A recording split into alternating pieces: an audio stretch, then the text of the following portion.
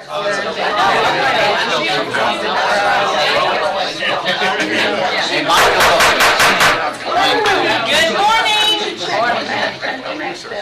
If you can't find a seat in here, we'll be glad to call you in. There's some chairs out in the hall. Elena, could you close our door, please? Yes, ma'am. Thank you. Thank you. So I want to welcome everybody here today. Thank you for being here to participate or observe in whatever manner you are present for. And Magistrate Bodner, would you lead us our invocation this morning, please? Dear Heavenly Father, we thank you for this beautiful day, and thank you for all the good things you've done for us. There's so many that we can't even name them all, and thank you for keeping all of our youth that are in the county safe during their play, and keep them always safe. Be with everything that we go over today. Let us use our minds to do the best thing for this county, and help each one here have that in their heart when they vote and when they make decisions.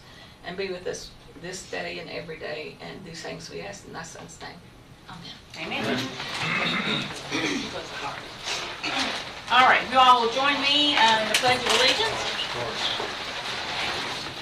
I pledge allegiance to the flag of the United States of America and to the republic for which it stands, one nation, under God, indivisible, with liberty and justice for all. Thank you. You may be seated.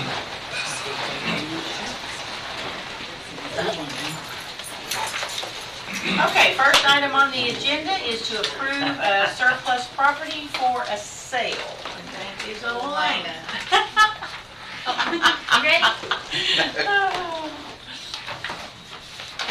All right. Good morning. Morning. All right. So we'll talk about the surplus sale first. So we're going to have a surplus auction. It's going to be September the 9th at 10 a.m. and that's going to be at the Government Services Building. Willie Baker's going to be our auctioneer, and I'm going to go ahead and I do have hard copies if anybody wants to see what's going to be for sale at the auction. If you'd like to see it. I guess I'll read through the whole packet and then we can approve it at the end. That'd be fine. Okay.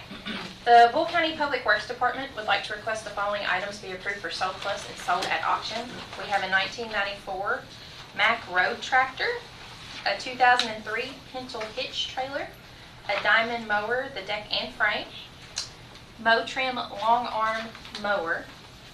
We have a 214 JCB backhoe. We have two Salters, they're Henderson and they're hitch and tow.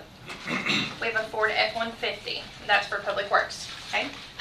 Solid Waste and Recycle are going to request these items, and it's going to be a 2008 Ford F-250, two vertical balers. They are electric over hydraulic 3x4x5 bales. There is a set of scales, which have a 5,000 pound weight limit, which can be used to weigh the bales that the vertical balers are baling. They have a Billy Goat, which is a parking lot sleeper. It is not a goat. Okay. Wow, Like, huge disappointment. I'm telling you, I asked a goat, and why have I not petted it yet? Okay. We also have a conveyor, and it's a 20-foot conveyor belt. It's horizontal or vertical. The Emergency Medical Service is going to request that the 2010 white Dodge Charger, formerly known as Medic 1, be surplus. 2016 Chevy Express 2500, formerly known as EC6. The 2005 International 4300, formerly known as EC1. The IT department is going to request that we surplus two HP LaserJet printers. And he did want us to say that it was last known to work. He's not plugged them up recently, so we can't ensure that they work, but he is pretty sure that they do. Okay.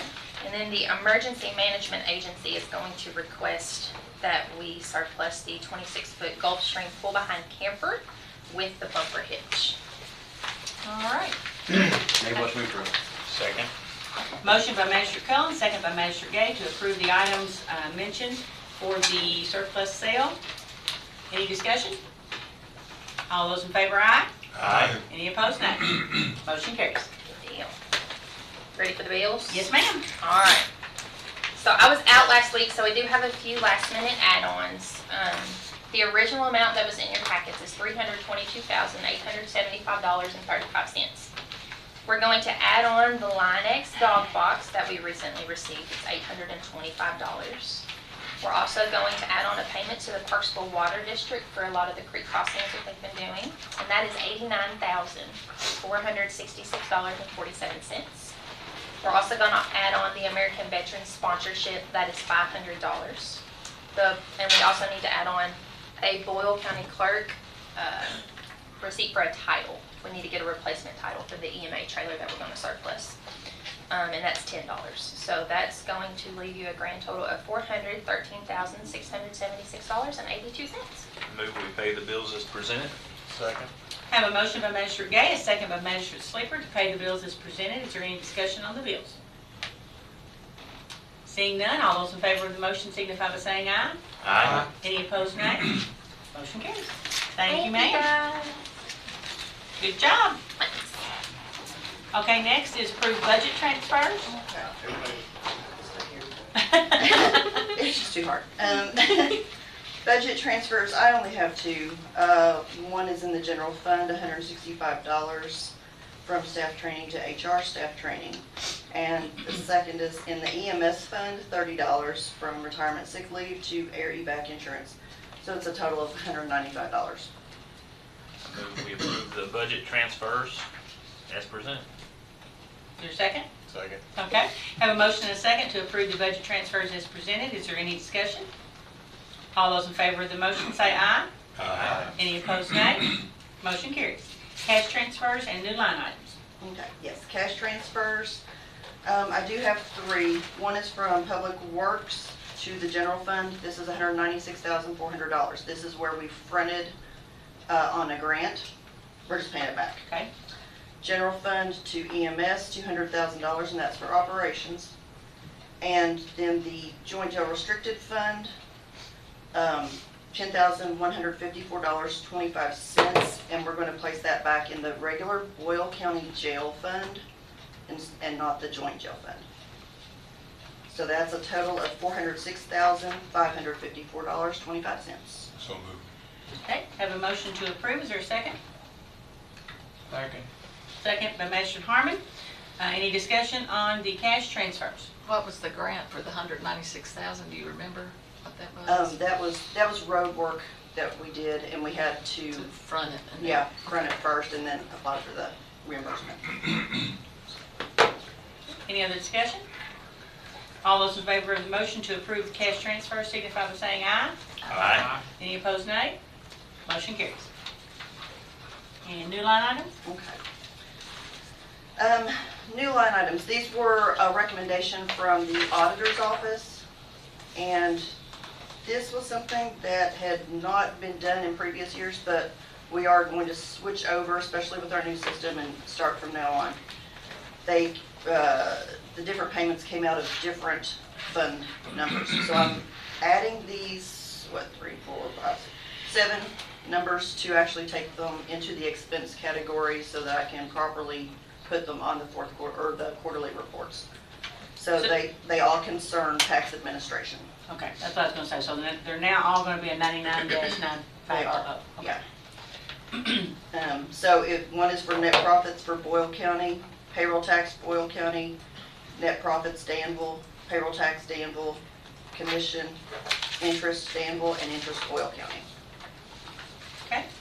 Do we have a motion to approve the new line items? Make a motion to approve. Okay, do we have a second? Second. Motion by Magistrate Sleeper, second by Magistrate Gay. Is there any discussion on the new line items? Seeing none, all those in favor of the motion signify by saying aye. Aye. Any opposed, nay? Motion carries. Thank you, Ms. Darlene. And I would actually like to remind everybody, I know that there are people here to do tax rates. If you have not gotten your audits to Department of Local Government, they are non-compliant at this point in time.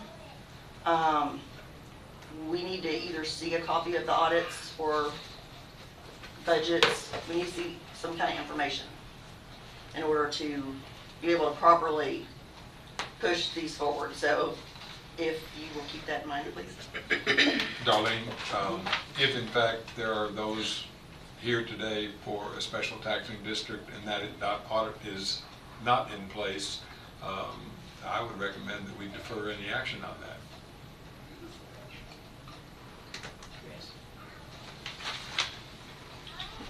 know we talked about that at our meeting recently. Did you speak with anybody on that subject? Did not, no. I don't know if we can deny just on that, but... It's not a denial, it's a deferral. We have many weeks to go before tax goes out. I talked last night to the sheriff about that. Well, on certain things, the statute says when they present it, you have so many days to deny or ask them to come back and so forth. So I don't know that we defer, but we can say you have to come back. And I don't know that we know who they are, or, okay, so you've checked the LG website? Okay. All right, well, let's cross that when we get to that. Yeah. Okay. Okay, old business. We have the second reading of ordinance 110.4, which is an ordinance establishing the updated geographic boundaries for magisterial districts in Boyle County. Attorney Herron? Yes.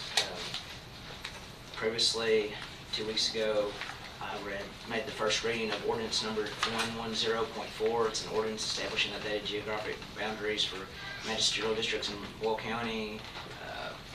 This ordinance talks about KRS 67.045, which sets out the legal process requiring the fiscal court of Kentucky to initiate reapportionment proceedings in May of the first year following the decennial census. So we've started that.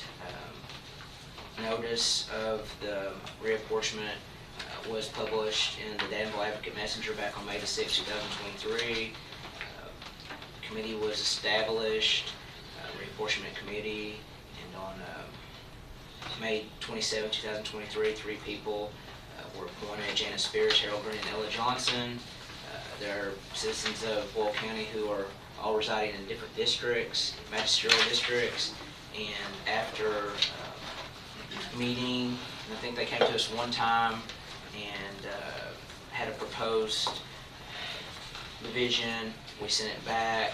They've come back now with another division, which I think it divides districts up more evenly by population, and they presented it, which it should be attached to the ordinance along with a map. So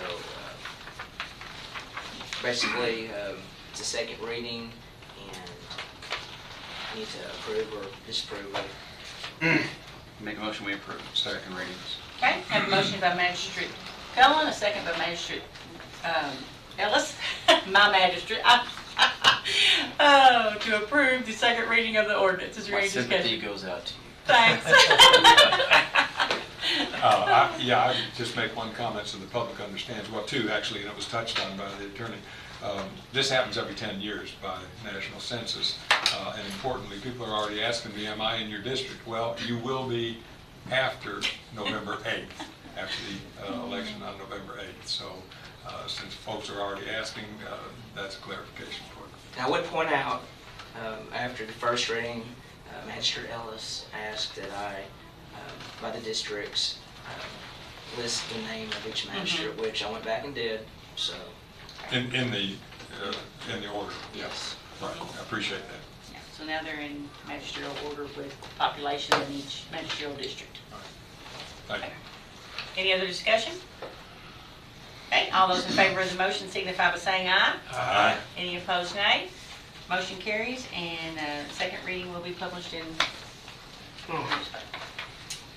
All right, now we have some special guests, and Magistrate Sleeper, if you wouldn't mind to see if we have 2 little people out there in the hall.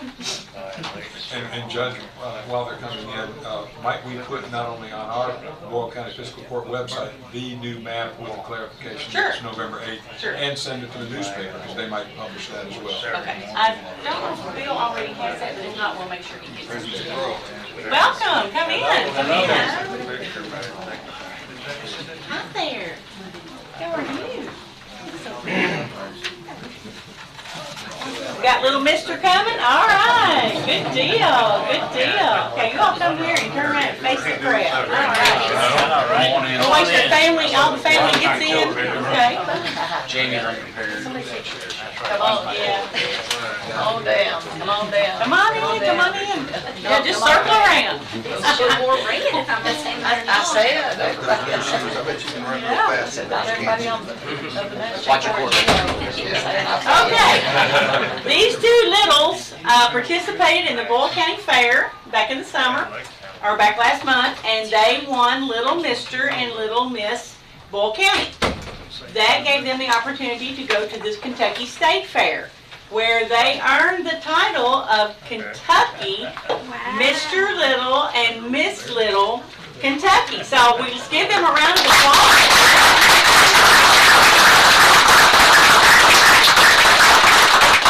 Judge, whose districts are they from?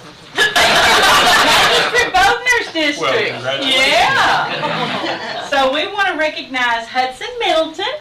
Congratulations. There's your And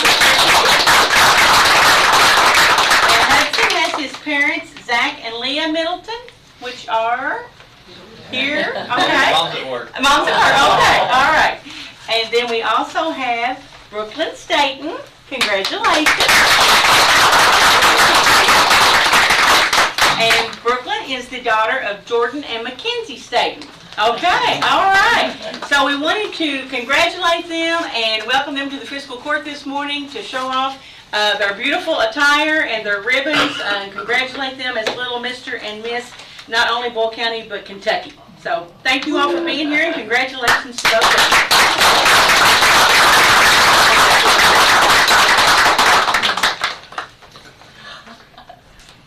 Awesome. All right. Thank you all for being here, and thank you all for coming and expressing your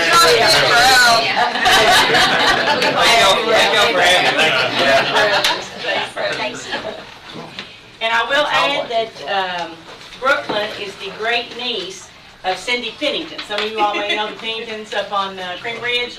So she is the great niece of Cindy Pennington, who's also on Paul's district. All right, next we have Proclamation, International Overdose Awareness Day, which has been set for August 31st, 2023. Whereas the overdose epidemic has taken a heartbreaking toll on our community, claiming the lives of far too many citizens and devastating their families. Whereas we continue our efforts to enhance prevention, treatment, and recovery support services for individuals with substance use disorder and addictions.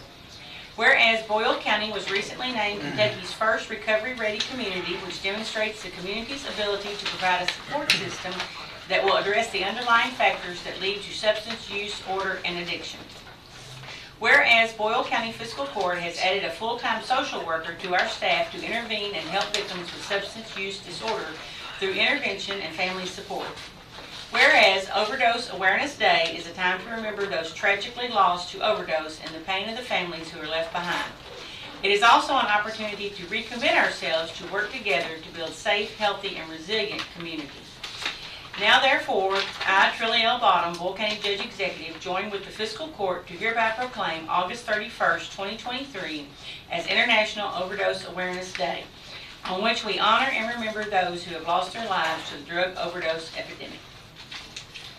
Hereunto set my hand this 22nd day of August 2023. And Attorney Herron, do you have anything about the Awareness Day that we can mention that's coming up on August 31st? Is there some kind of a program or something? It's okay if you don't. I don't Okay, know that's that fine. offhand, I'm sorry. Okay, all right. You all want to approve the proclamation? Make the motion, we approve it. Second. All right, I have a motion by Magistrate Gay, second by Magistrate Bodner to approve the proclamation for International Overdose Awareness Day. Is there any discussion? I know that now, during this day and time, there's not many families that have not experienced some type of substance abuse within their families or close friends, and so it is something that we all need to be aware of, and to remember those that have lost loved ones due to drug overdose. Any other discussion? All those in favor of the motion signify by saying aye. Aye. Any opposed, nay. Motion carries. Thank you all. And Georgia with the library. Oh, it's Colleen with the library. No, it's Georgia. Georgia, okay. Georgia, I didn't even see you back there. Come on up. You were hiding from me. Good morning. Good morning. I'm Georgia Aravjo, the about to retire library director of the Boyle County Public Library, and I'm here to give you our information on our tax rates for tax year 2023. I sent 3 attachments, so I hope you all received those, and I have some paper copies if you'd like anything in print. But for the coming tax year, the library has set the rate per $100 evaluation of 7.4 cents real rate, 9.31 cents personal rate, and 3.5 cents motor vehicles rate. I have a lot of information that I distributed about the year we've had that closed on June 30th and the summer reading program we just completed. So I am happy to answer any questions that you might have about it. Okay. We have a motion to approve the rate, then we can get into discussion. So moved. Okay, we have a second? Second. All right, we have a motion and a second to approve the tax rates from the library. Any discussion?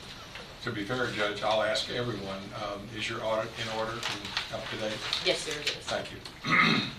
My question is, this tax rate is for all Boyle County, and as you know, I've been trying for the last several years to make sure that everybody that pays taxes in Boyle County has access to a convenient, close library. So I know there's possibly some opportunity in Perryville and hopefully in Junction City that the library and its board will look, excuse me, will look to expand to have buildings to serve those communities that pay taxes as well. Do you have any updates on the talks from the board about possibly putting satellite locations in Perryville and in Junction? I will say that it's our goal to serve every person in Boyle County. We have an extensive outreach program, both a bookmobile and a delivery van. If you look through some of the materials that we forwarded to you all, or next week when we have our annual report for the fiscal year up on our website, you'll be able to see some of the numbers that indicate what kind of service we provide to the entire county. The library board has been undergoing visioning sessions as a preliminary to our long-range plan. So this is the year that they're going to work on establishing a new strategic plan. It's a process of determining what best serves each community, because each community in Boyle County is different and has different sets of needs. So we want to do what we can to serve in the best way the folks in Perryville, Junction, Fordland, Parksville, all the outlying areas around the county. Well, I've heard bookmobile in the past, but we can all agree that the library is more than just a bookmobile. It's more than just books. 100%, There's services and other things that are provided that are mainly focused here in Danville, and you know, the pandemic really opened up the idea of not everybody has access to internet, and you know, they're going all over the place, and so you know, the library is a good source where people pay taxes into it to, you know, provide those other services. And so it would be nice for the library board to continue to search to see about having those services out to the people that it's not easy for them to travel 10, 15 miles to get to the library here. So if we could provide services to those taxpayers that pay taxes, that'd be wonderful. Well, we certainly look forward to hearing from every community. We welcome conversations about this. It's got to be an integral part of that next strategic Let plan. me ask a different question. Okay. If someone were to approach the library board about maybe having a building that it could be used for a satellite library, would that be something the board would entertain? Oh, we would certainly want to have that conversation. All of that information has to feed into what is the strategic plan to provide library services to the entire county. Absolutely. Okay. We would welcome conversations about any of that. Great. I'd like to echo Magistrate Cullen's comments and show appreciation to him for bringing this up. I know that members of our city council in Perryville are interested in a site, an actual location, because of things like COVID and the travel time that it takes to get in from Perryville and I'm sure Junction as well to come to our main library here. It's just something that's needed. We have an award-winning Perryville Elementary there in Perryville, and we would just like all the consideration to be made that we have a solid site. Junction made the top 25 schools too. Yes. Yep. Yeah. And I'm happy to come speak to the board as well. I'm sure any of my other magistrates might enjoy to come Yeah. to see if we can help maybe enhance that vision or add to it. We welcome that very much. Wonderful, thank you. Any other discussion? I know you all said that you're a cooling center, sort of, if anyone wants to come in and cool off from the heat, that Absolutely. the library's the place to be. It absolutely is, so we welcome everybody coming in, and we've got some new book displays, and just some fun places, especially for the kids, so it's pretty great. Okay, we have, Kids of all ages. yeah, that's right. 0 to 99. Exactly. All right, we have a motion on the floor to approve the real property rate of 7.4, which is compensating rate, personal property rate 9.31, which is compensating rate, and motor vehicle at 3.5, which is fixed. And just to confirm, these rates are going down from Yes, last year. they are down from last year. Yes, and they're all compensated. Okay, all those in favor of the motion signify by saying aye. Aye. Any opposed, nay? Motion carries. Thank you, ma'am. Appreciate it. Thank you. Okay, next we have Boyle County Conservation District, Danny Less. He's landlocked. Yeah. Sorry, Dan.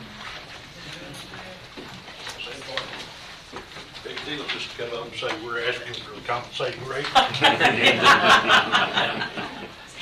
I'll make the motion. Which is 1 cent. Which is what you're maxed at. Yeah. Yeah. Tom, in regard to your question, we have state auditor requirements that we have to meet.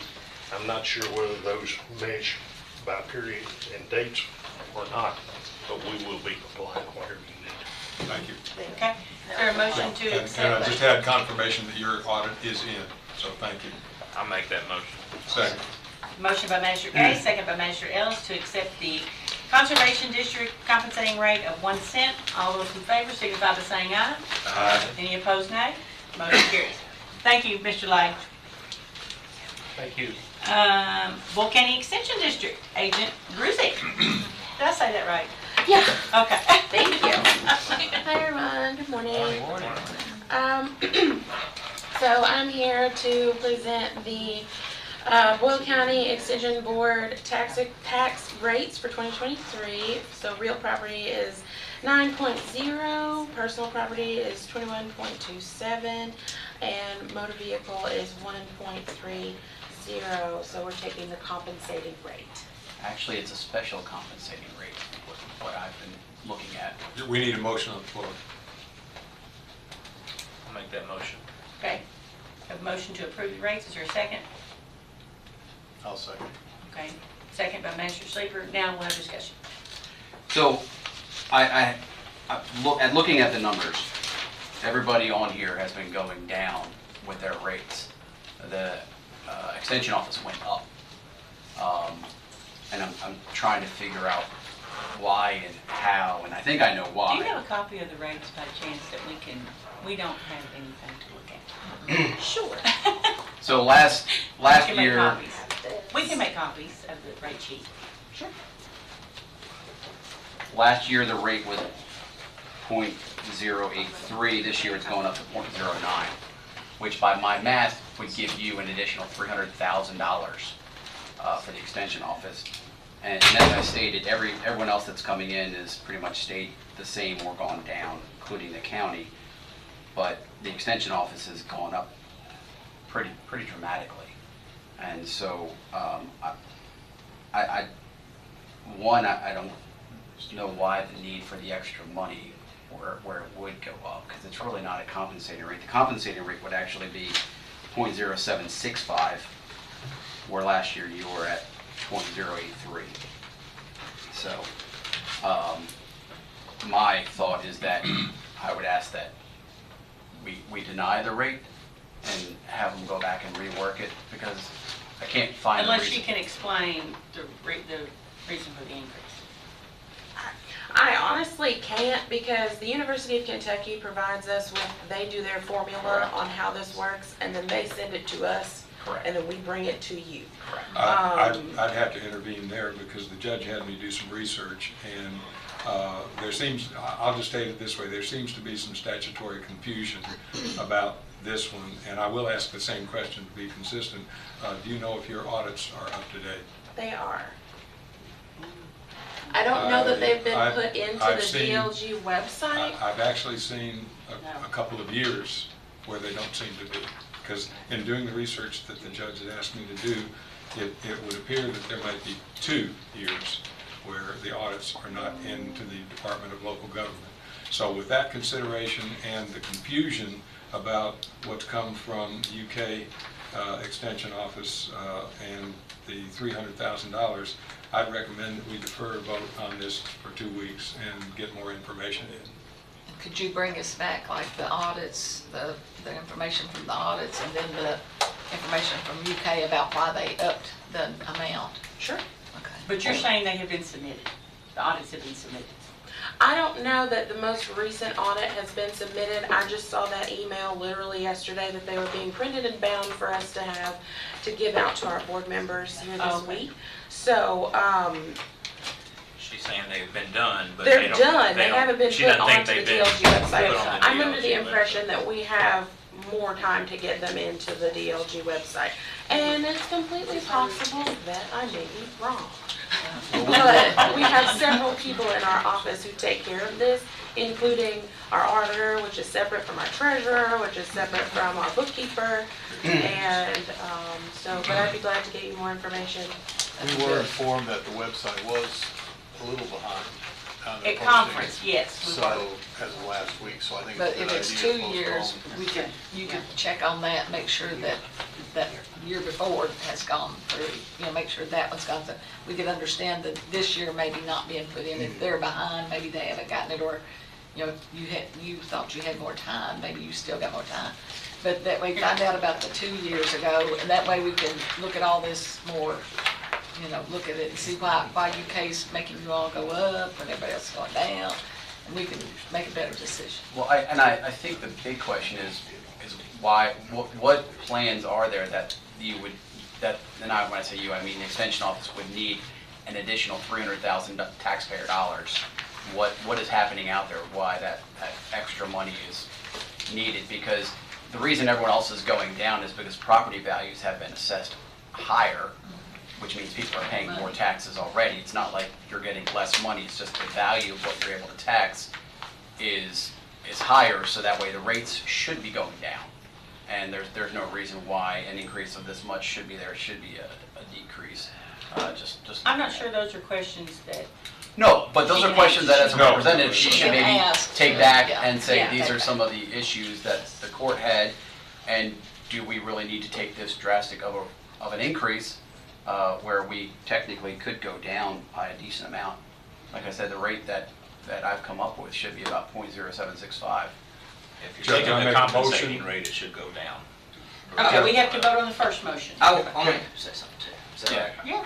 all right, I've done a little research myself, and there's a compensating rate where you use rough numbers to do that, and to do the calculation of what the compensating rate should be. But the dollar amount produced by the rough estimate must exceed or meet the amount generated in the prior year. And in most cases it does, and the rough calculation becomes the final calculation, or the compensating rate. However, when the rough calculation doesn't meet the revenue generation requirement, then it moves to the substitute rate. And I think that's what they're using, the substitute, which becomes the compensating rate. But the problem is, what I see when you look at other districts and so forth that are receiving money, there's a big difference in percent of real estate, like for example, Boyle County 6 cents, and tangible it's .067, so it's very close in nature of what we're receiving, and there's a big difference between 0.09 cents and 21 cents. So as long as those two numbers stay far apart from one another, basically they're always going to be able to use the The substitute. it's gonna change things out and use that the substituting rate, which every year it's gonna go up, so. Get worse. I mean, It's manipulation of the numbers is what it is, and I think that they need to tell us why or what the plan is to get those numbers closer together, because there's such a gap that it's always going to they're going to always be able to use that substitution rate, which will be the compensating rate, and that's. I'd like to make a clarification so that the public can understand the compensating rate. Compensating rate for the years that I've been a magistrate and even before, because there was a good debate on the school board about 7 or 8 years ago on the compensating rate. And the compensating rate consistently is at or around 4%, which means in a 10-year period of time, you taxpayers in the audience and you taxpayers who are watching today, that is an exponential increase in just the 5 years that I've been sitting on the fiscal court. So I think that that's why we take this extremely seriously, especially when one is coming in $300,000 higher than what we looked at last year. Basically, based on these numbers, they're going to get $700,000 more than what Boyle County would receive. So I think the extension service needs to come and say, why does it take $700,000 more dollars to run this extension district than it does to run this whole county? I think those answers are probably going to have to come from UK. Yep. Yeah. I would say. Because the board, I'm sorry, You go ahead. the board did approve these rates at their last meeting. The extension board did approve these rates at their last meeting. So, but they were presented by Rita, who is from UK Extension. And I don't think the local agents probably are in on figuring.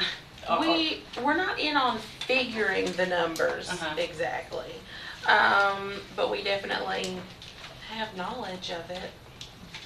Yeah. Call the question. Okay. All right, the motion on the floor is to approve the rates as presented by the Extension District.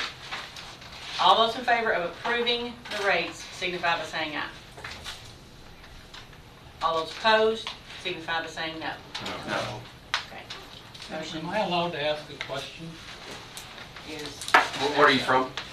I'm from Boyle County, over by Gravel Switch. I'm just concerned. Please stand and state your name. My name's Dennis Steiner. When I'm listening to this, I'm an outsider kind of coming here. It sounds like there's been a manipulation here, okay, that's been going on. Has this gone on for years, that people are manipulating the numbers like you're referring to? I mean, or is this just something that happened this year? That's what It's happened for a couple of years. So, I don't know if I'd so call you it guys gonna try and get this under control now is what I'm. I think there's a way to use the numbers to your Mhm. advantage, definitely, to be able to, instead of using what you would think would be the compensating rate, to use that substituting rate. And what I was saying is when the tangible and the real are so far apart from one another, you're always going to be able to use that substituting rate. So I think there needs to be some kind of plan in place where, how are we going to get these numbers closer together? Well, I agree with that, but I'm just saying, it sounds like a manipulation to me if somebody can come in and say, well, I want to use this rate, okay, and everybody else is using this rate. I mean, that's where I'm getting confused here. Let me help There is a work- with your confusion. There is a worksheet. Senate Bill 5 passed 2.5 years ago, and it addressed the fact that the county judge and the fiscal courts of Kentucky, up until its passage and implementation, had no recourse for this type of exchange. It is now required that the special taxing districts come in, and so we clearly have a lot more information than we've had in the past, which helps us to understand when this sort of thing takes place. To my knowledge, other than I believe it was last year, Magistrate Cullen, the only one of our special taxing districts that have come in for this substitute compensating rate has been the Extension Office. I might be wrong about that, but I believe that is accurate. I believe you're correct. And you can also tell the UK to get on the site and look at our meeting today, and they can hear all of our concerns. You know, they can actually hear what we're concerned about. and then they can give you the information, and maybe get one of them to come down with you when you come back, so that they can explain Maybe what Rita their can go. reasoning is for it, you know, so. Okay. So why don't we do this? If you can reach out to whomever. Sure. With UK Extension and have them listen to the meeting and get the concerns, and then we'll put it back on in 2 weeks? No, No? Okay. sorry, reminder to the board, numbers need to be in by August 31st. Okay. Then I We have guess 45 we days have a past the special meeting. date of when they're, Okay. This is 22nd, we got 9 days. yeah, when they're worked up by DLG, which was mid-July, so. So that's gonna be on a Thursday.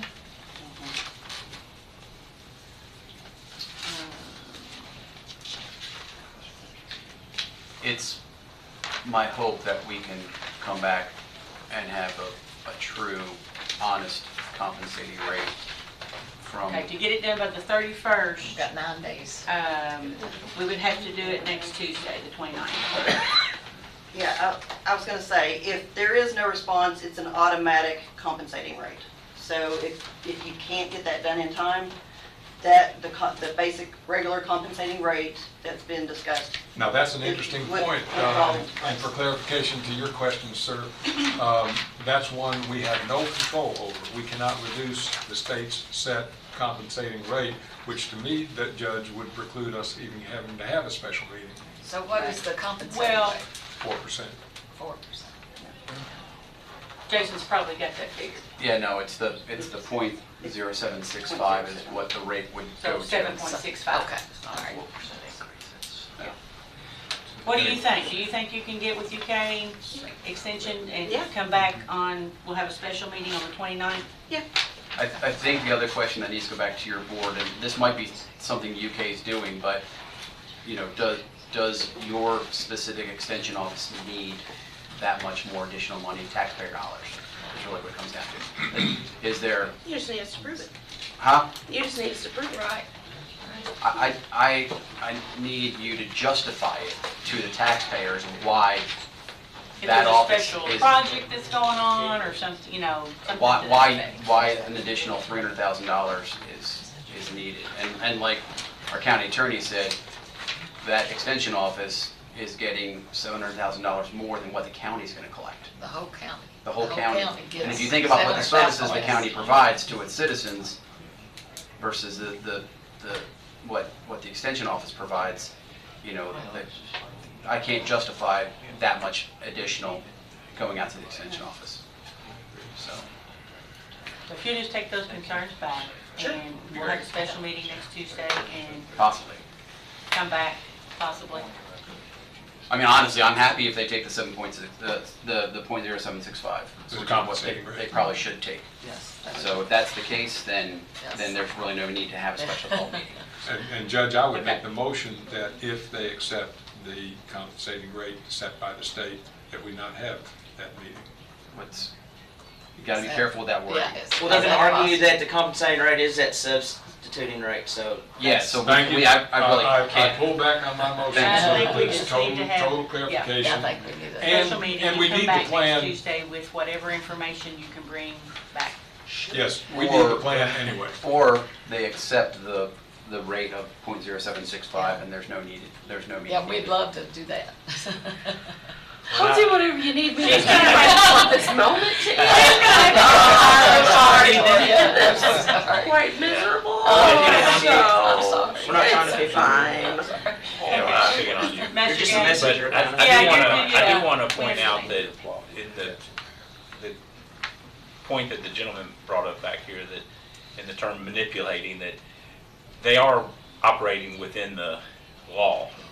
And so I just want to make sure we're not using the term manipulating in a It's a nefarious way. That's why I didn't say I agreed with that. But we didn't Yeah. use it, so. It's a we didn't loophole, use but it. this was the reason Yeah. that we fought, many of us fought to our state legislators and able to have House Bill 5, or Senate Bill 5, I think it's House Bill 5, so that we would have some sort of Checks and balances. oversight and opportunity to challenge some of these numbers. We haven't had it in the past, and so that's why this is important. So, But yeah, I just want to make that clarification. I agree with that point as well. oh my But- goodness. Y'all agree? Drink to Oh, that. It's rare, it's rare. It's coming down. We will see you next week. Thank you. It's the shirt.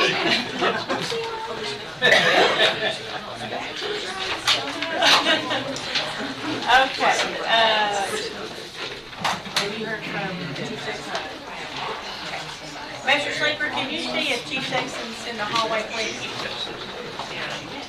And Shirley, I worked that one sheet up last night. I'll be happy to explain it after. okay. That'd be appreciated. Thank you. Not out here. No, okay. Okay, so next was Chief Sexton with tax rates and update, and I think he sent a message yesterday that he was dealing with anything? That is correct. Okay. I sent a message back asking if anyone was going to come and I need to hear back. Okay, so we will pass on that item. Now, Okay. again, though, we're under the gun for approval by the August 31, so might we add that to our agenda? We can. On Tuesday? Well, they're tapped out, that's what they can do. But they still have to present. Yeah, all right. Okay, next. EDA President Terry Crowley, welcome. Thank you. I think I'm actually the chairman. I don't know. Well, okay. I like the term president. It's very long. You look like a president. Which one? I'm here to give you an update, two things, really give you an update. We've had a second meeting, and then to kind of dispel some misstatements from a meeting, a couple meetings ago at this fiscal court. I took this chairmanship over in June, and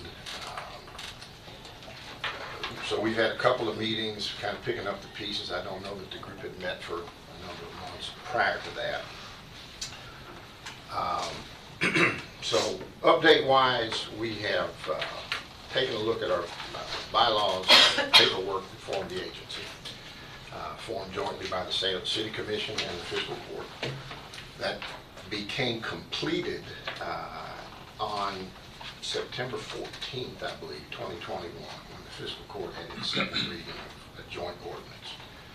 So the legal side of this is that EDA was formed by two documents. An interlocal cooperation agreement with the City of Danville, and the Boyle Fiscal Court, and then the joint ordinance that created the entity. That makes it a real thing. There's been a lot of discussion about bylaws, signed, unsigned, whatever. The bylaws are nothing more than the internal operating document for the agency. Has nothing to do whatsoever with the legal formation of the EDA. The EDA is a great thing to have. It is a public complement to the Boyle County Industrial Foundation. So, having said that, what we did yesterday was to review and point out a few little flaws in some of these documents, none of which impact the intent to formulate or to form the agency. The other thing, we elected officers. Now that there was a question in our first meeting as to whether this paperwork was problematic. It's not. And so we elected officers. I'm the chair, jointly appointed by the city and county. The vice chair at this point is Mayor Atkins, and the secretary-treasurer is your own Judge Bodner.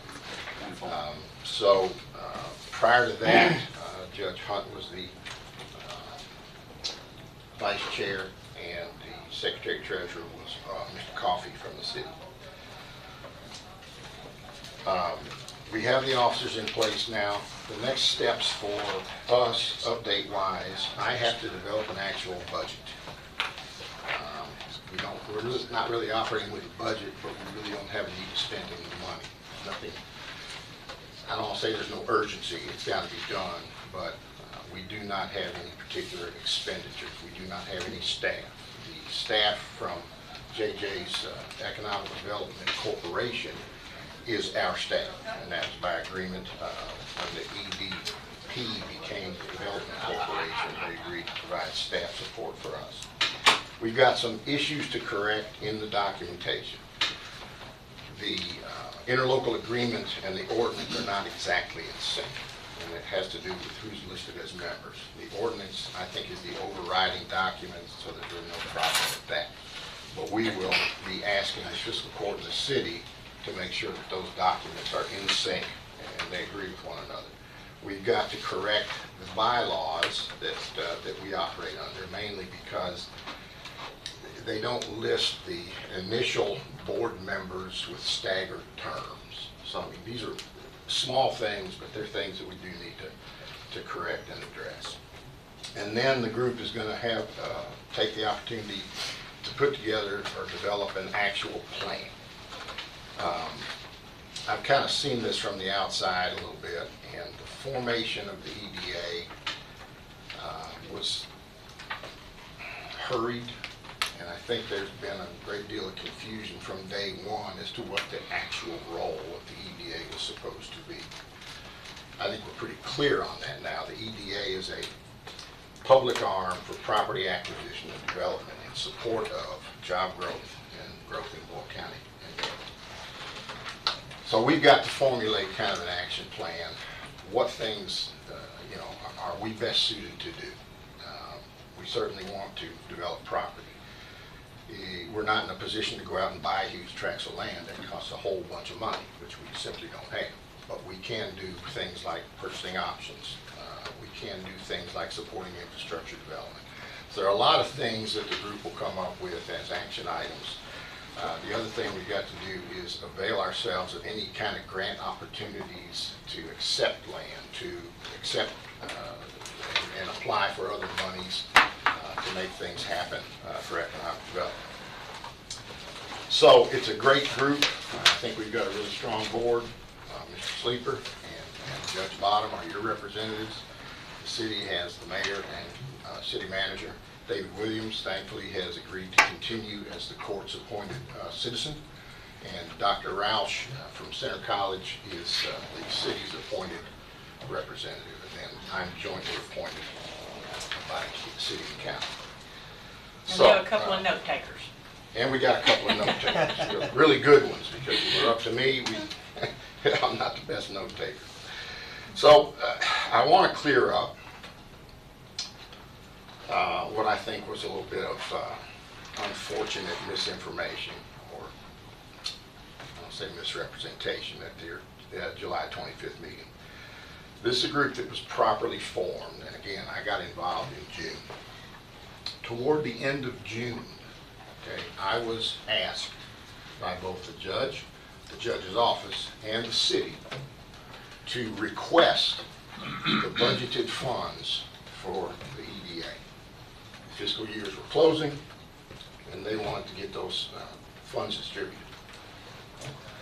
Again, let me repeat, I was requested to ask for this money. I realized there was no bank account to put the money in. That's something that while the EDA had selected Community Trust Bank as their preferred bank, they had not opened an account. So I went with the treasurer at the time, who was Mr. Coffey, to Community Trust Bank, and we opened an account. And we deposited the county's money and the city's money in that account, where it sits today, drawing interest. There was no attempt to rush to grab a bunch of money. It's simply not the case.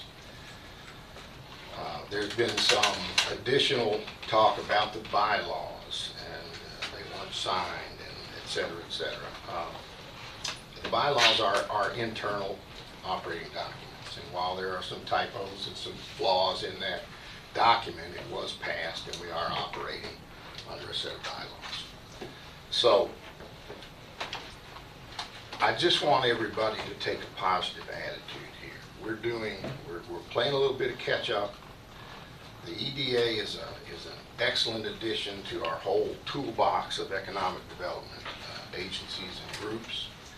And we're working hard to come up with a plan that really kind of puts Boyle County and Danville where it needs to be. If anybody has any questions about that, please let me know. I'm easy to reach. So if you're confused about something, if you're concerned about something, call me. I'm easy to reach, and I don't have any issue. I've got a short memory. Everything is going in the right direction here. I want to give you one other update. One of the things that was somewhat hinted at was that there needs to be a project on the table in order for money to be distributed. I believe that when you form the agency and when you enter into the interlocal agreement, which requires you to fund equally with the city, that you do that. I don't look at earmarking money and holding it back is funding the agency. We can agree to disagree on that if you want, but I believe that you fund the agency. There is a project. You are probably somewhat aware of it, but I'm not going to go into a great deal of detail. But Kentucky Product Development Initiative from the state set aside $100 million for economic development through the cabinet. We are approved for round one funding, and it's going to require a match. Okay, the judge has the details, and Steve has the details. There's going to be a round two funding, which is going to require a match, which is an even bigger number. And what this will do is allow us to, at the end of the process, the EDA will become the owner of a prime piece of industrial real estate right here in the county. Be ready when we bring those numbers in, because jointly we've got to make this thing happen. It's a great project, and so as we need to share that information, we will. I will say this: I'm going to provide the judge with a copy of a resolution the city passed that I also think we should have the county pass, so that we are presenting that united front on this project. And I suspect you're going to want, Mr. Herron may need to look at it and make sure that it applies to the county and there's no confusing language in there. But yes, I remember from yesterday there was one part that we probably... It's not an ordinance, it's a simple resolution stating support for the project to the cabinet. And any questions I can answer for any of you? Judge, first of all, Terry, I'd like to thank you for our meeting 10 or 12 days ago. I think that we accomplished a great deal there. Really appreciate that. Secondly, one of those most important points was that we encouraged that our judge be the Secretary Treasurer, and that's now been taken care of. A couple more points. Is the phone message still, this is Danville? And if so, can we make that recorded message Danville, Boyle County, EDA, or something like that? Because there's a sensitivity to that. Help me, Jason, because I think some of us have tried that number, and it's still... You'll have to let me look into that. Yeah, if you would, please. To my knowledge, there's no EDA message. Or EDP message. It might be a It might be the Development Corporation yeah. voicemail, but I'll check in. Thank you. And what is your thought, projecting forward that we're able to accomplish the land acquisition, what's your thought on spec buildings? Well, that particular project, if you're talking about that one, potential building size is just shy of 500,000 square feet. So I don't think we're going to spec on that. But in general, I'm not sure that spec buildings are necessarily the way to go. I've been involved in a number of tours back when I was serving with the Development Corporation. Partnership in that transition. I did lead and participate in a number of tours with prospects. And they're all just different. They all have slightly different needs. And it's difficult, I think, to put up a building that's just kind of a utopia. Yep, that's the one I want. There's modifications needed. The more important part is having the actual services to the infrastructure underground. And yeah, that's the important part. The reason I bring this up, my wife and I travel the state, and there are too many industrial sites where the buildings are up, 2 and 3 sometimes, and the farmers are coming in and cutting hay and nothing's going on. and that's a huge expenditure, so I appreciate your thoughts, I Well, share them. and again, there may be a time when that's necessary or correct. I think the Industrial Foundation has got one site in the industrial park that they call pad ready or build ready, where they've taken 100,000 square feet, compacted it, gravelled it, and it's actually ready for something. Now, if somebody needs a 200,000 square foot building, you're 50% there. But, I suspect that our value here, the EDA, is going to be more valuable in support of things like infrastructure extensions, to put the puzzle pieces in place to where we are the prime site. Totally The site agree. that we're talking about on this project, we've come close 4 or 5 different times, and it always fell short for one reason. It was an access road. So this project is about fixing that problem. And at the end, the EDA, which you all formed, will be the beneficiary and hopefully the landowner of probably one of the prime spots in the state of Kentucky. It's not a mega site, but it's a good site. So, All right, good deal. other questions? Well, I think I can speak for Magistrate Sleeper as well, but I was certainly encouraged by the conversation yesterday and the direction that the EDA is going. And JJ, it's always a pleasure to work with you, so we appreciate what you do and everything that you do for the Development Corp. And I think we're going to do great things. Good shape. Thank you all. Thank you. Okay. Thank you, Terry. Thank you. Thank you. All right. Okay, next, Spectrum update, Ben Ucelis. Welcome. Good morning. Thank you for having me back. It's always good to see you all. Thank Yeah. you, Judge. Thank you, Magistrates. Here to give an update on our big broadband expansion project, or projects that we have going on in the county. I saw the map out front. Glad to see that we're still featuring that prominently. We're still very excited about this build. For those who aren't familiar, we are in the process of building out to more than 2,500 unserved homes in the county. When I say building out, that means we are giving actual fiber to the home to each one of those homes. So each one of those will have access to speeds up to a gigabit symmetrical, which is a fancy way of saying the fastest speeds you'll see in the state. The same kind of speeds you'll see in downtown Lexington, anywhere else in the state. We're doing this through 2 phases. The first phase is through an investment by our company along with some federal funding we received through what's called the RDOF program, the Rural Digital Opportunity Fund. That project is underway. We've already activated about 100 homes through that, and it's continuing to be built out. The second phase is additional funding we won in the state grant award last year, along with a significant contribution from our company of about $4 or $5 million. All in all, like I said, 2,500 homes, hundreds of miles of fiber will be running through the streets, and that's all in process, all underway. And so I'm going to give kind of a high-level update of how all those projects are going. First, I do want to introduce a few members of our team that I brought with me. My colleague Dalton Workman, who joined our team this summer. Dalton's going to help me get more of these updates out to counties. We are in the process, not just in Boyle County, but across the state.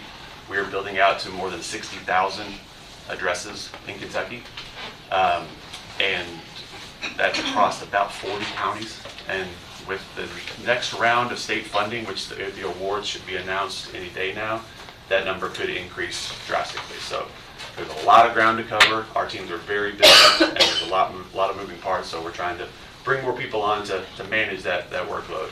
Speaking of managing workloads, we also have with us Tracy Gifford, who is our Senior Director in charge of construction.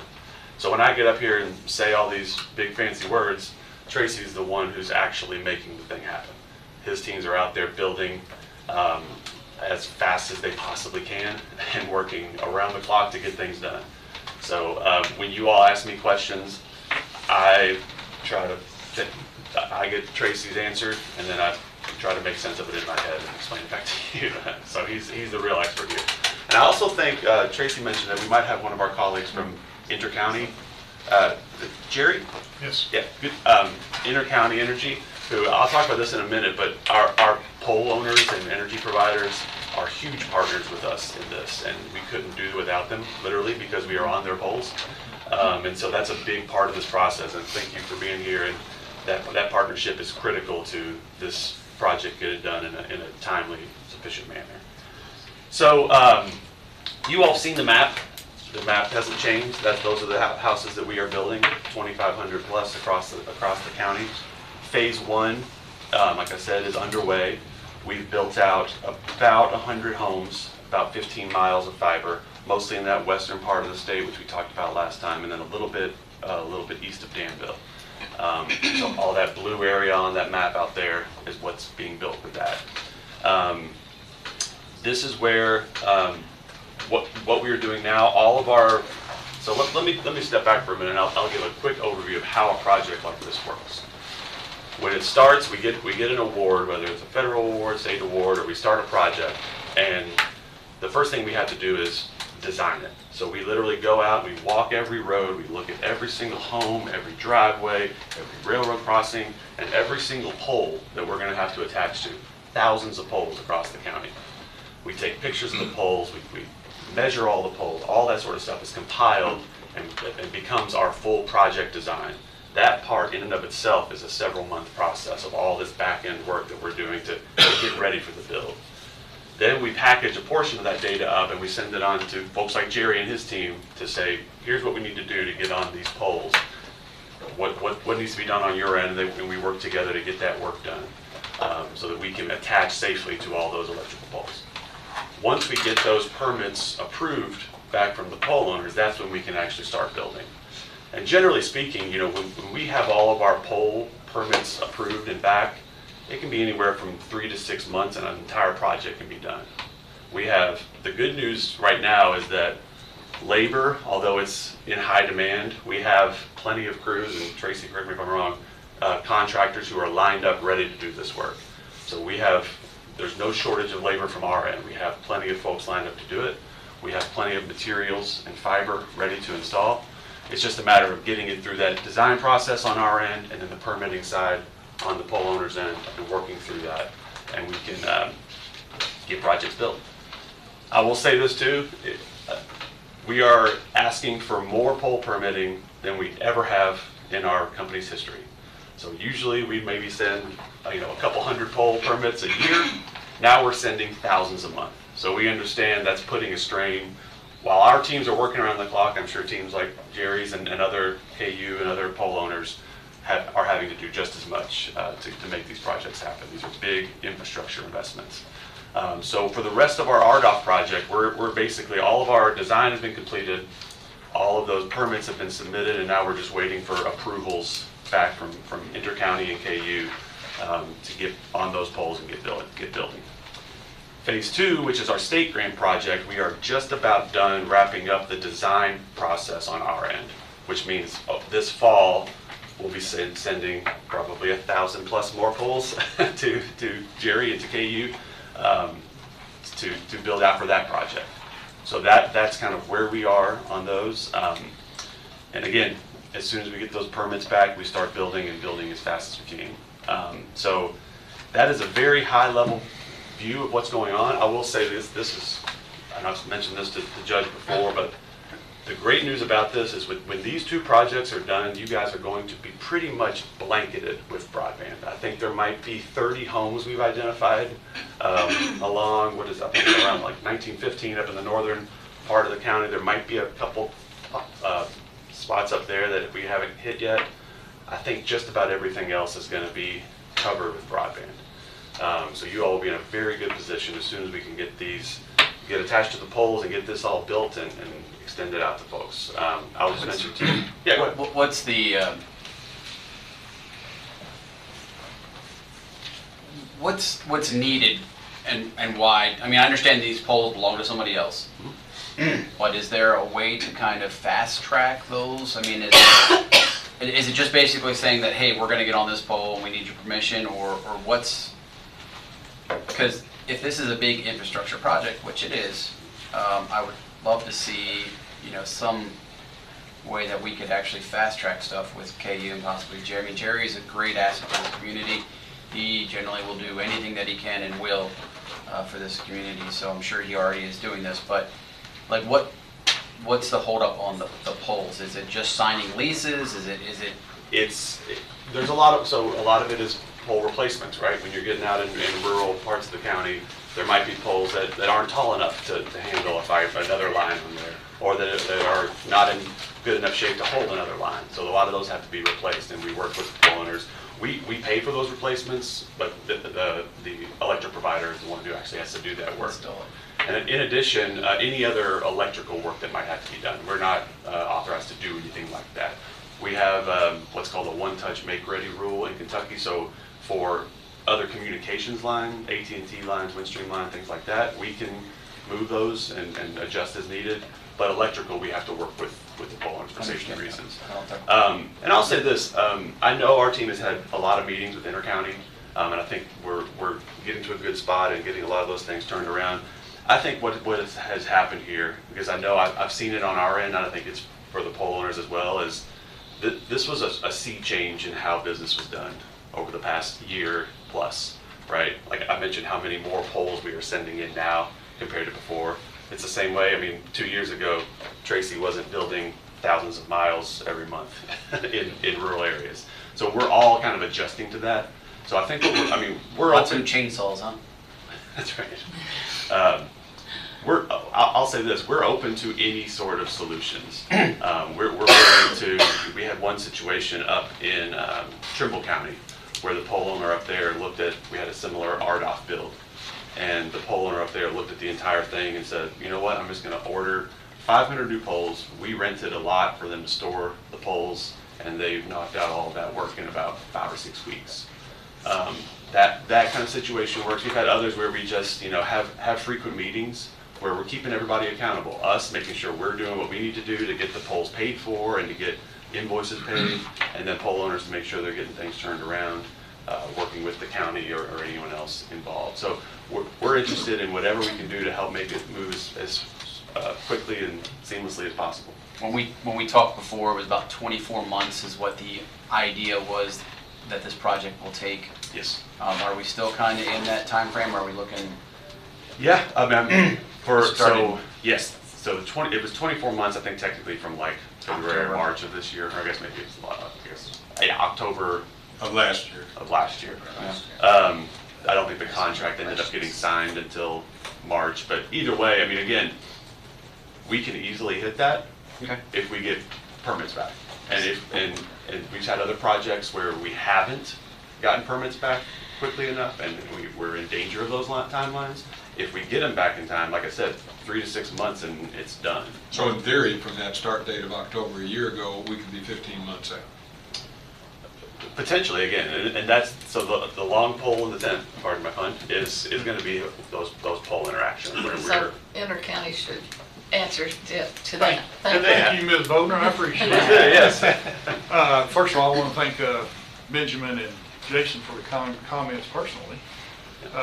Second, I want to just further clarify that Intercounty Energy has the utmost desire to see broadband to our members, because where they're running are primarily our members. So we're willing to help facilitate this. We've had meetings with Terry and Jerry Avery. They were here in our office last week, as a matter of fact. And Jason, I appreciate your comment that you know, what can you all do to help? It's kind of like Miss Alethea with the extension. You know, really when I heard her presentation, it came down to me that it was UK. Okay, so you have this, the state wanting this done, and then you have the Kentucky Public Service Commission over here saying, here's your tariff and this is what you're allowed to do. Okay? Spectrum is not Public Service Commission regulated. Intercounty Energy is heavily regulated by the Kentucky Public Service Commission. There is guidelines, tariffs that are in place. And we met last week looking how can we possibly maneuver inside those tariffs. Because what it is like you said, they do their project, they design their project, they submit it, we have X number of days to approve it, or send it back if there's an issue that we find they have to redo part of it. Not the whole project, whatever parts we find. Okay? So when that comes back, everything come back, we send them an invoice Now, he just said, Benjamin just kind of mentioned, you got 2 pots of money plus the bead coming. So now Tracy and his group are working how to expedite the payment, because the clock doesn't start till we get paid.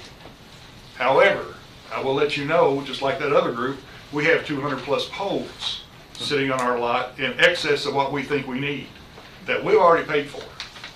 And all the material anticipating this coming. We took a leap of faith. Intercounty Energy, as did our members, because that's who actually ends up paying for it. So we're prepared with our contract crews. Now, you know, this is Boyle County. He's got Lincoln County. Oh, yeah. He's got Garrett County. He's got Mercer County, all these counties. So we're working with our other sister cooperatives on how we can pull our resources to where we can get better served every member, not just of Boyle County, but every member. And I know you all are looking at Boyle County, and it is going to be done. But if I let my contract crews go somewhere else, if I don't have the work for them, I may not get them back. So we need to work, that's how we're working with other cooperatives. So yes, we want this project done as fast as we can, but we're regulated by the Kentucky Public Service Commission. Okay. And I do not want to have a show cause order, which means I got to go to Frankfurt. And I'm in, basically it's an interrogation. So do you If I have, violate our tariff. do you have any idea when that process that's in your, you know, that you all have now? We're in compliance with everything. There is nothing out of compliance here. So we're all good? Yeah, we're all good. Everybody So is. now, when will he get what he needs to give him what he needs? Go ahead, Tracy. Yeah, just to clarify, it's not one huge project. In this case for Boyle County, it's actually 15 small projects, about 200 passings, 200 homes per project. So we're working through it incrementally. Jerry does meet with us. We met actually earlier this week, my second time in Danville this week. So we're moving forward. Like Ben was saying, we built 200-ish passings, I think. I had 100, but I'll take a number. Okay, yeah, 200. No, but 100 passings. So we're moving incrementally through that. I think Jerry's team has most of the permits. We've got 4, I think, that are outstanding. But we'll continue to work that process, and I think it's going smoothly. As Benjamin said, what was done in the past was like archaic compared to what we're doing now. Oh, yeah. Okay? But I guess Some learning processes going on, Ms. Bodner. On all ends. I heard the last time you were here, I heard 100 houses. And then now it's been all these months and I hear 100 houses again, so that kind of confuses me. So there's 2 phases that are going on. Right. And really, before they technically can start the second phase, the first phase has to get done. Right. It's federal Understood. dollars. And so, and some of those are kind of the harder ones to get to, if I understand correctly. I mean, we're talking out the Forkland was a big grouping area, and then and some other areas up towards in my end. And so those have to be completed. The hope and the idea was that while we're taking off a few over here that the art office, specify the need to get done, maybe we can kind of like, almost like a spider web, just kind of track off a few others that are being done as well. So there's 100 done 3 or 4 months ago when you were here last, and there's no more done since then. So I'll say there's no more that have been activated, Okay. but there's plenty of build that is still going on. So when Tracy mentioned, all these projects get divided up into boundaries, right? We call them OLT boundaries because the OLT is the piece of equipment that deploys the fiber out to all the homes. So one OLT serves 200-ish homes. Every time we build, we have to build a complete section before we can light that up and serve all those customers. We can't just connect one house and then the next house. Yeah. So there's plenty of more work that is still going on. There have been more permits that have come in. There have been more fiber that has been laid, but we have not yet, and hopefully we'll be there soon, completed another boundary. When we do that, there'll be another 200 homes that get added to the project. And to your point, we don't technically have to finish the RDOF project before the state grant project. It's just that one was already in process. Okay. But I think you're right that our hope is that, and we've already seen this a little bit with what we've already activated, that If you look at the blue areas on that map, right, that's the RDOF project. We have to build every home that is in that blue area. Now, if that blue area ends on a road and the blue area shows this side of the road, we're going to build the other side of the road. We're going to connect those homes too. Or if we have to go down a street to get to the blue area, we're going to build all along that as well. So it's very likely that we will pick up some of those state grant phase 2 homes in this first phase. We already have done that. So that's our hope. And then the rest of the state grant process will fill in the. And we're talking homes, not people. So if Oh, exactly. 100 homes could have 400 people, which is great. Ben, you mentioned accountability a few moments ago, and we are accountable. I'm accountable for 4,800 and change, 53 of my constituents, and we all have about that same number. There's a level of accountability too that communication has to go back and forth. And 2 months ago to the day, we're trying to communicate to find out what's going on, and still not. And this is more than me. Not getting any feedback, and that can't happen. Sir, I think you're going to be the boots on the ground guy now, so I'm going to make sure and give you my card, and I'll be writing to both of you. Early on, I had roads. All of a sudden, I have roads and Spectrum, and I think that Spectrum's moving ahead of roads in terms of what's going on, and that communication line has got to open up much, much more. When we call, when we write, we need a response. Secondly, is this feasible? When using your term light up, when there's a light up, can we start putting dots on the map so that we can tell people, we're here, we're almost there? And you had mentioned the last time we met that Perryville, and I'm telling my constituents, Perryville Road is the line of demarcation where we're south, and everybody, including my wife and me, are north of Perryville Road, but all of a sudden I'm seeing Spectrum trucks north of Perryville Road at some of the residences. Has that changed to where there's more emphasis on north of Perryville Road now? Well, so we're going to be everywhere. It's possible what you saw was folks doing that walkout phase that I mentioned to do that design element to start the planning for the build out there. And I do have a map, I think I might have showed you this last time, I've got it here too, where basically it has, I don't know if you can see this very well, but the white sections on this map are areas where homes in those sections have been activated. So I'd be happy to share that with you as well. Do we still have that odd spot right in the middle of the blue there where it's probably not going to be done for some greater length of time? You mean, are you talking about the donut hole? Yes. Okay, so yeah, so. Yeah, that's a big area. So, and that goes to his point earlier. So the blue, and I'll show you here. The blue for our RDOF kind of makes a circle like this. And we want a lot of areas in the middle in our state grant for the phase 2. So you would think we'd have to build all this blue and then go in and build the center of it. And that might be the case, but it also might be the case that while we're building that blue donut exterior, we can go ahead and pick up, if not all, a lot of those interior passings. Hopefully, because obviously if you're within that perimeter, you're going to be saying, Uncle Charlie, Bill, and Aunt Sue, they're all around me and you're not here. So please be aware that there will be great sensitivity in that area, because that's the one I recall. Even greater concern there than I have north of Perryville Road. That is something we've seen in other counties where we've had multiple phases. All the phases have to start and stop somewhere. So a lot of times we'll build a road and we may not get to the next road yet, and someone will call and say, they stopped, they're not going to get to me. And that, to your point about communication, and I apologize if we have not communicated well enough. Like I said, Dalton's here to help me now too, to make sure we get all this information out. And you all are well aware of this.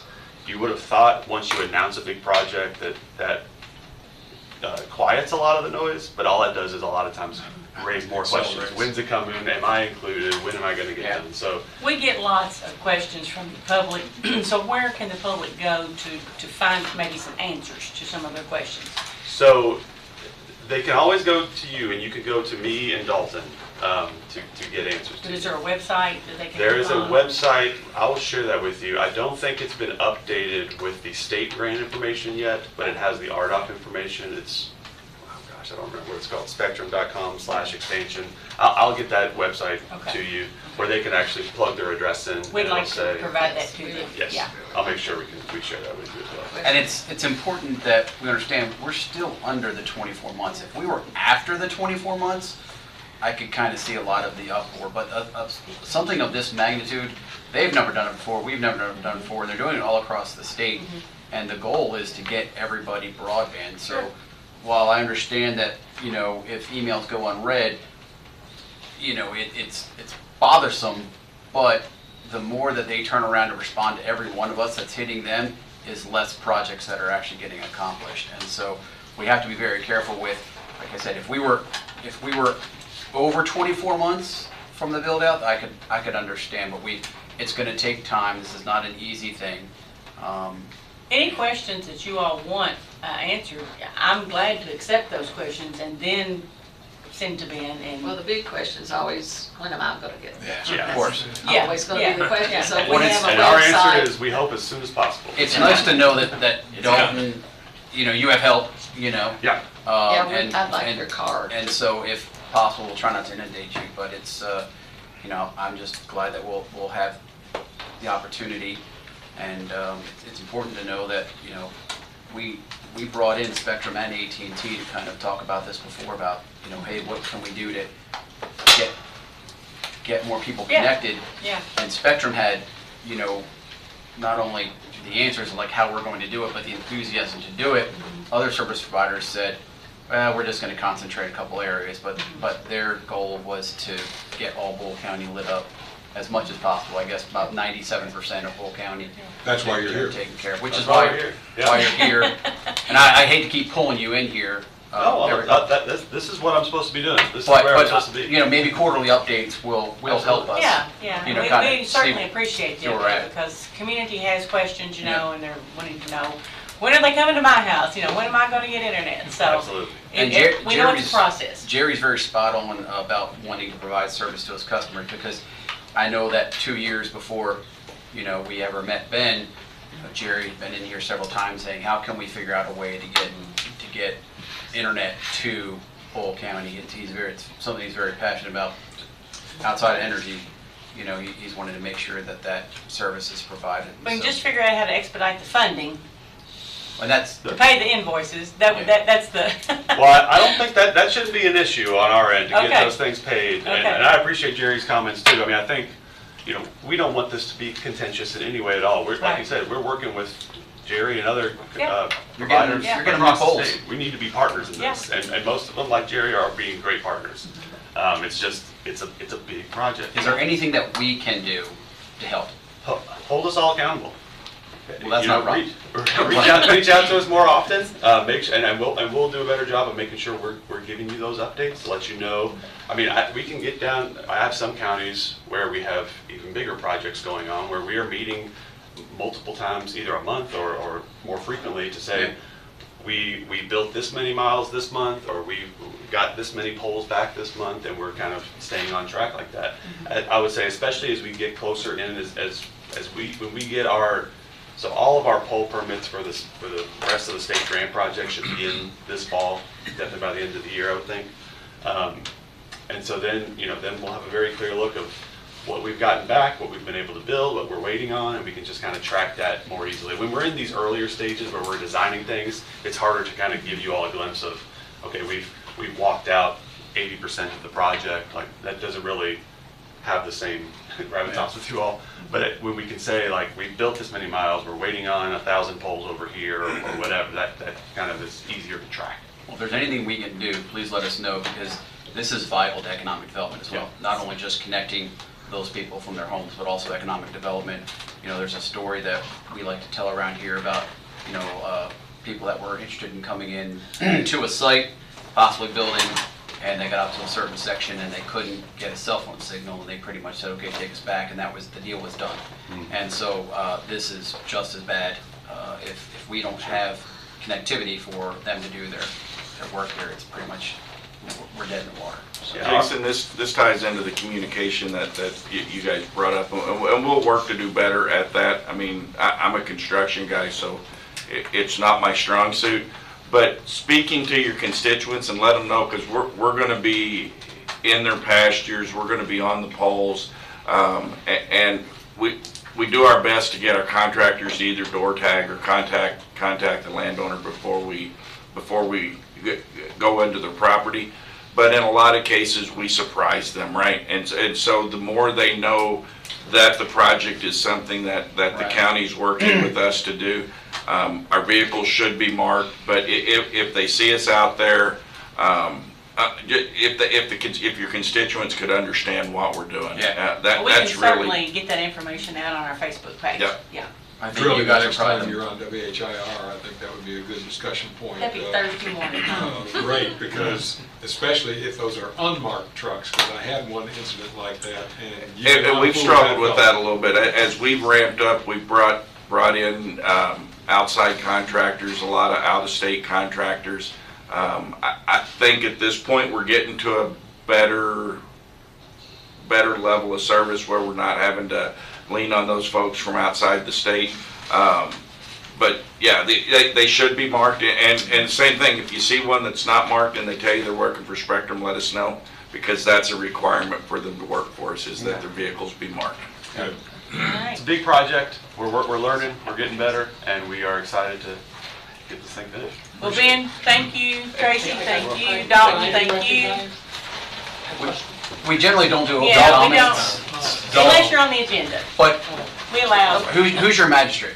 And give one to Is Tracy. it Tom? Tom. I'll get with Tom, and we can figure it out. And Jerry, thank you for being here. We appreciate everything that you all are doing to help bring broadband to Boyle County. Thank you. Thank you all, and Shirley, Tom, and Jason.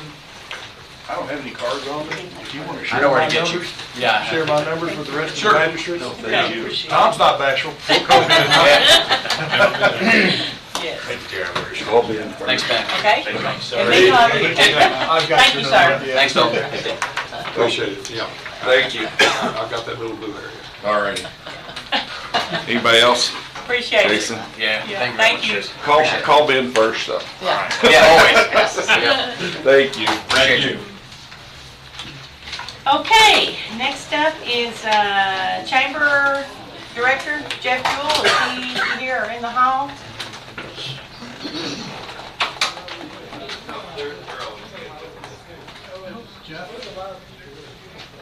I did not hear anything. I sent an email out twice. Not out there? Okay. Moving on. We'll pass on that one. Okay, next up is Humane Society Agreement, and we have Laura Pritchard and John Turner with us today to answer any questions. So you have in your packet the agreement.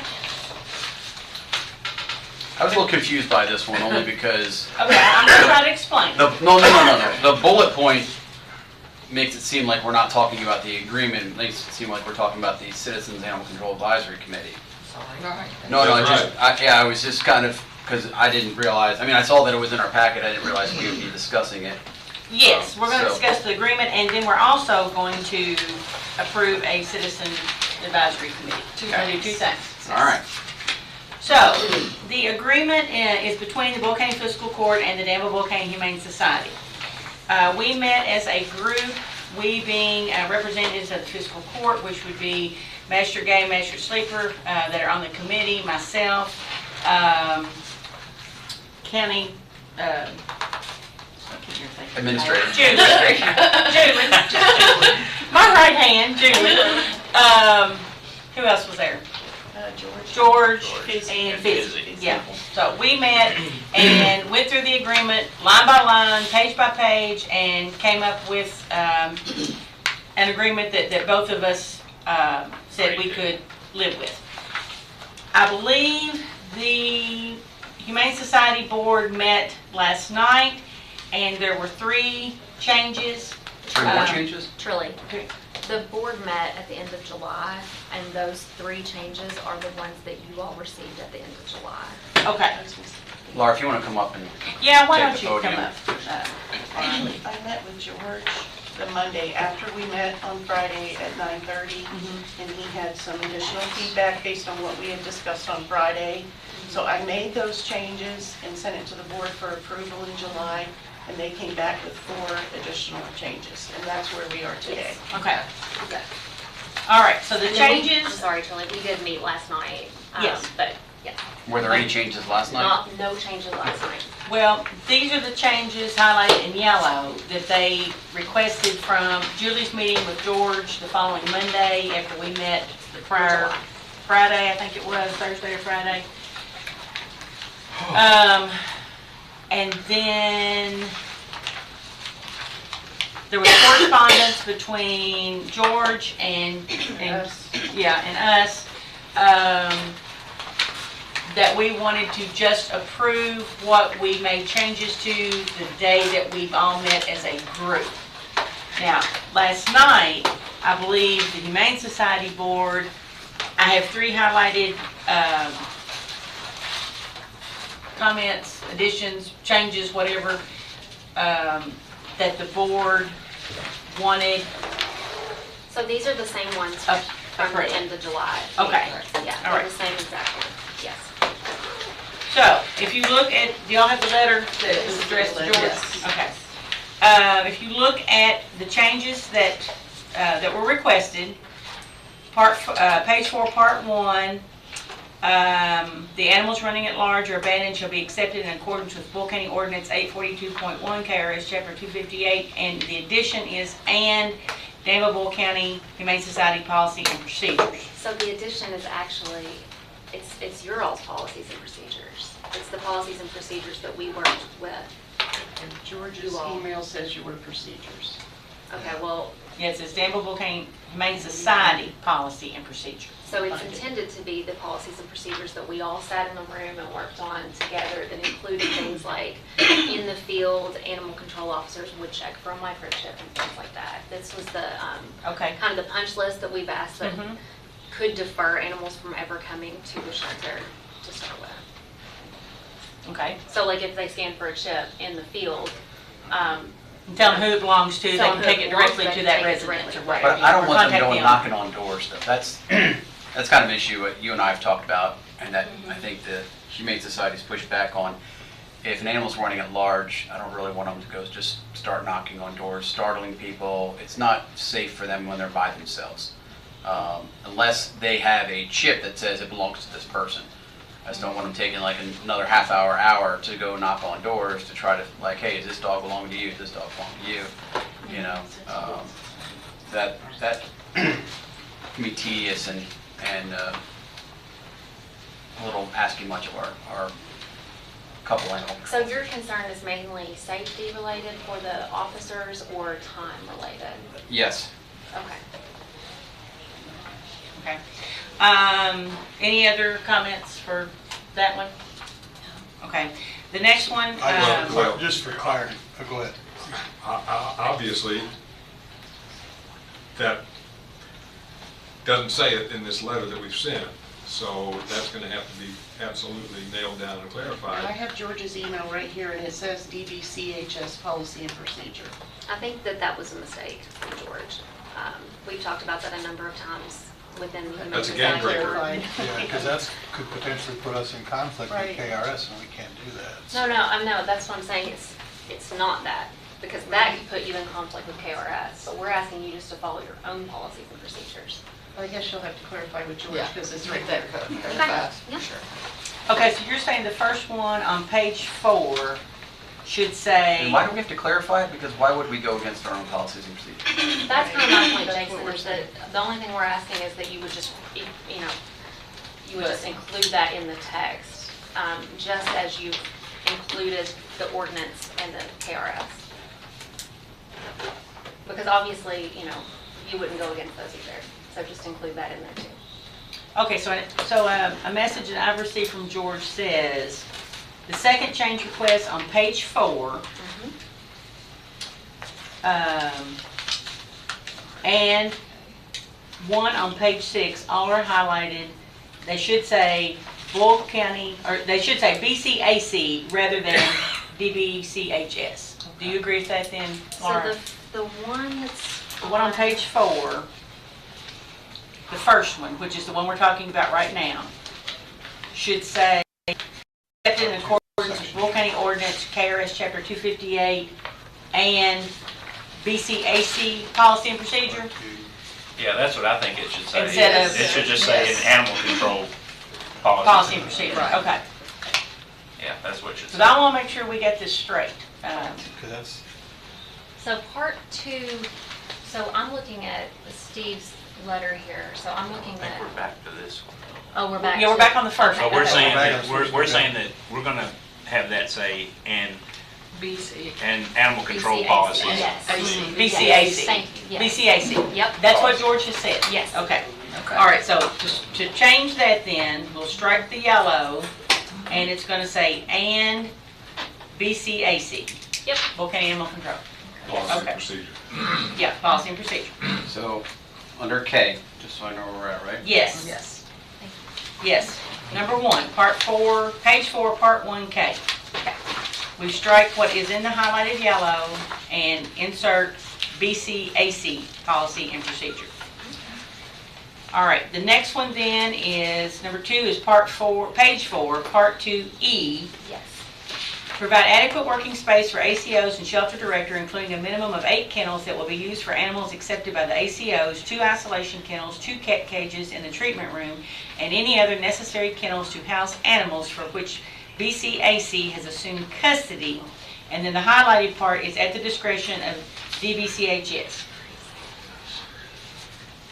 Cats, large dogs, issues that we've had, and we have a statutory obligation when we pick these animals up.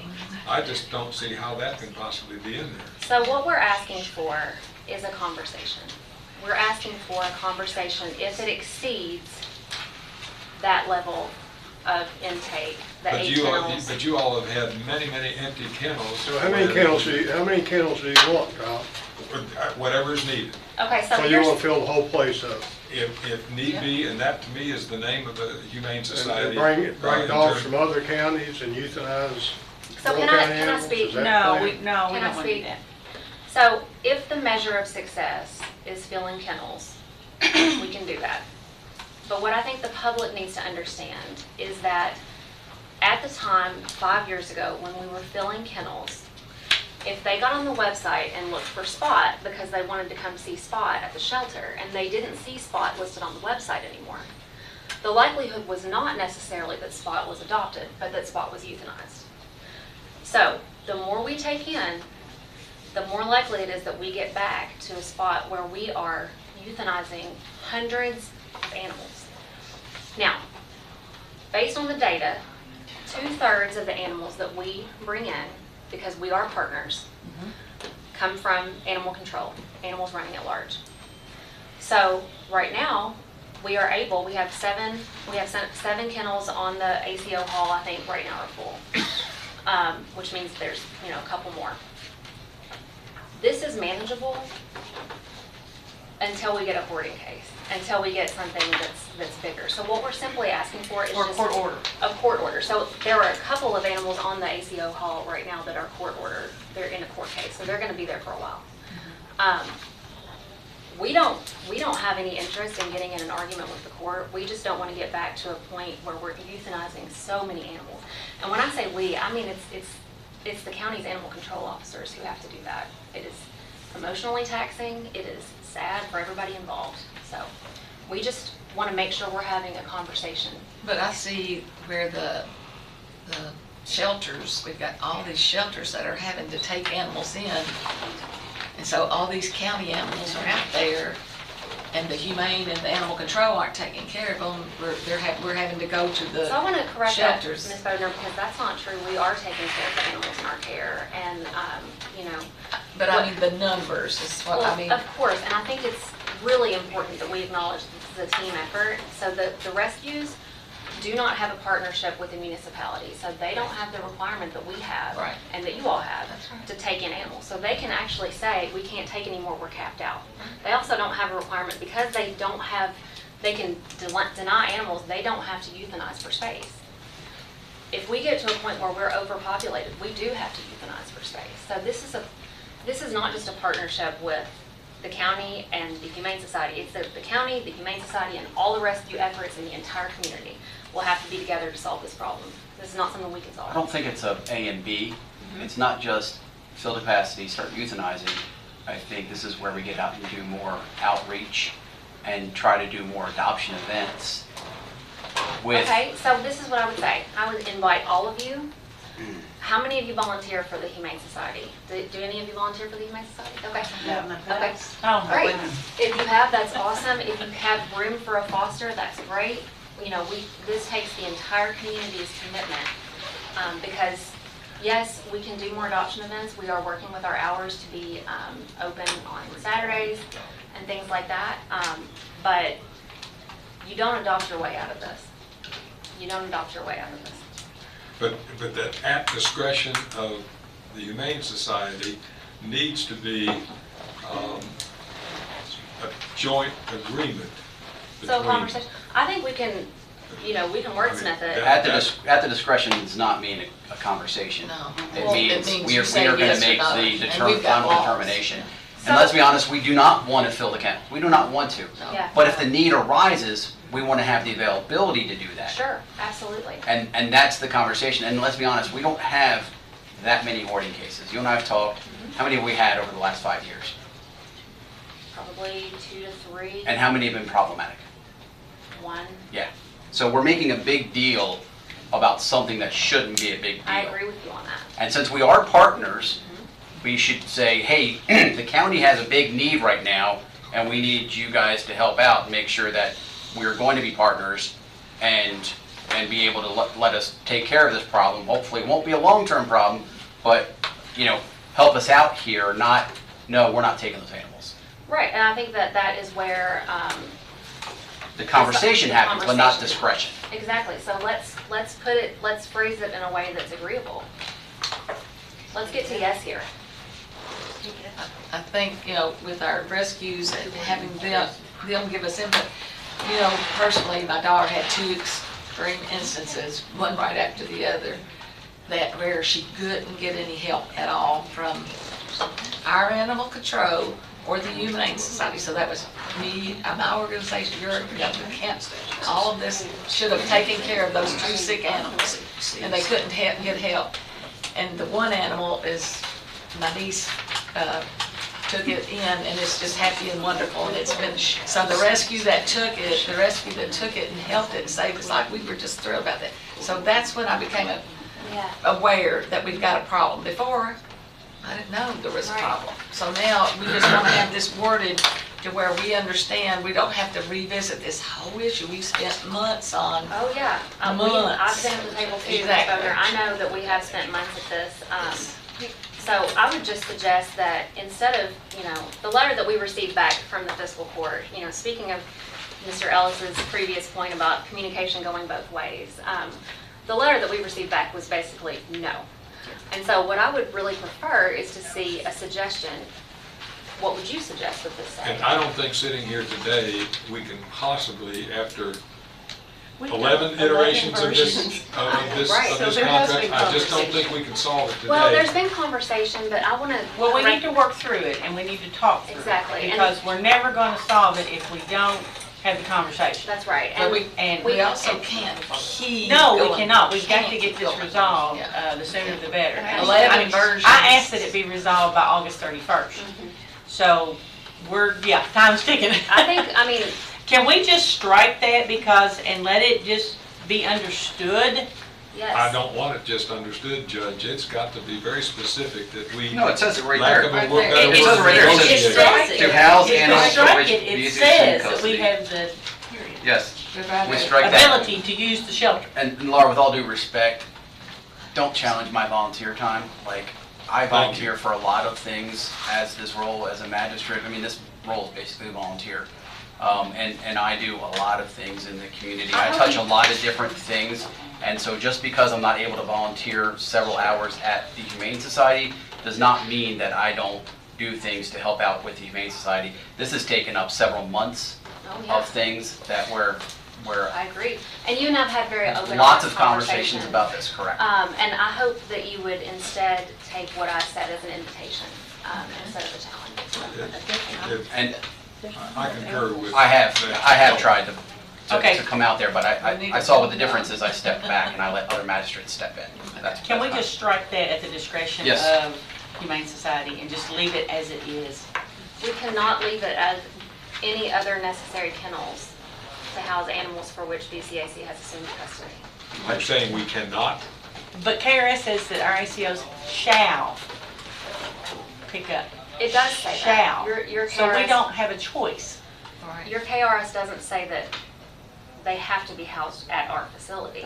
But that's the only place where And we we can have house no, them. But that's the we partnership. checked with every contiguous county, and we do not have the ability to house them elsewhere. Okay, every judge, we just came back from a conference, and every judge that we spoke with has a full capacity, basically, animal shelter. Sure. That's But we nationwide. have very few animals in an animal shelter. That even if we take in the animals, we don't receive money back when those are adopted out. You all receive that.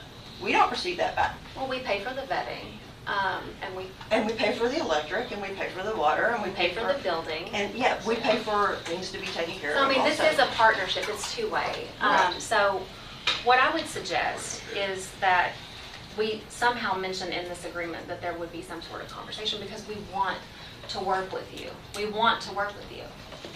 A contract, So where do the a contract doesn't leave room for conversation. A contract is something solid and finite.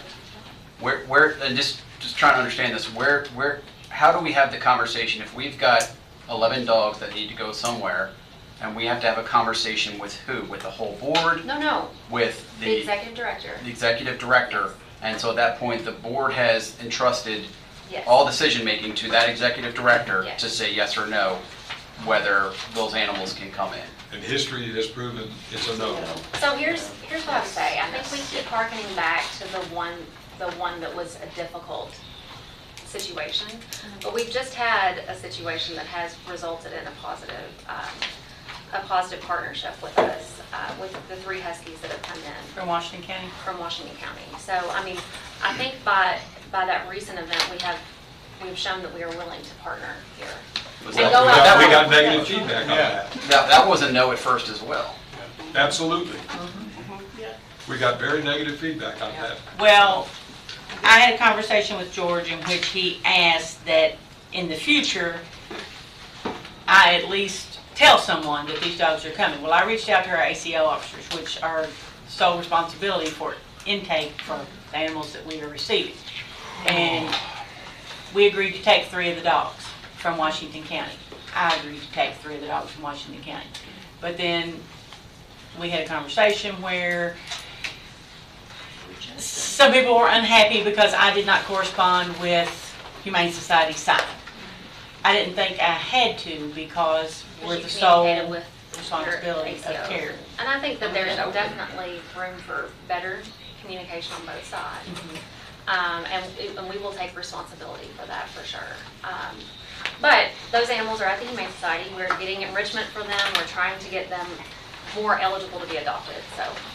I was very pleased on Saturday night, late, to receive a message from Rachel Beckman, who spoke eloquently here before, and I've made copies on my own printer. And there's just so much more to this that obviously we're at an impasse on.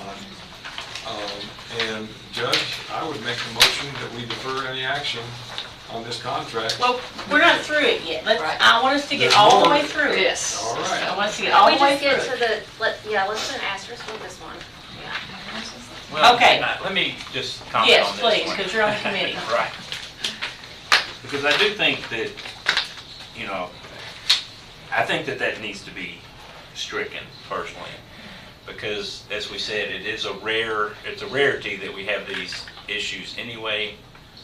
And when we get this agreement hammered out and our partnership working the way it should, our ACOs are working there on a day-to-day basis.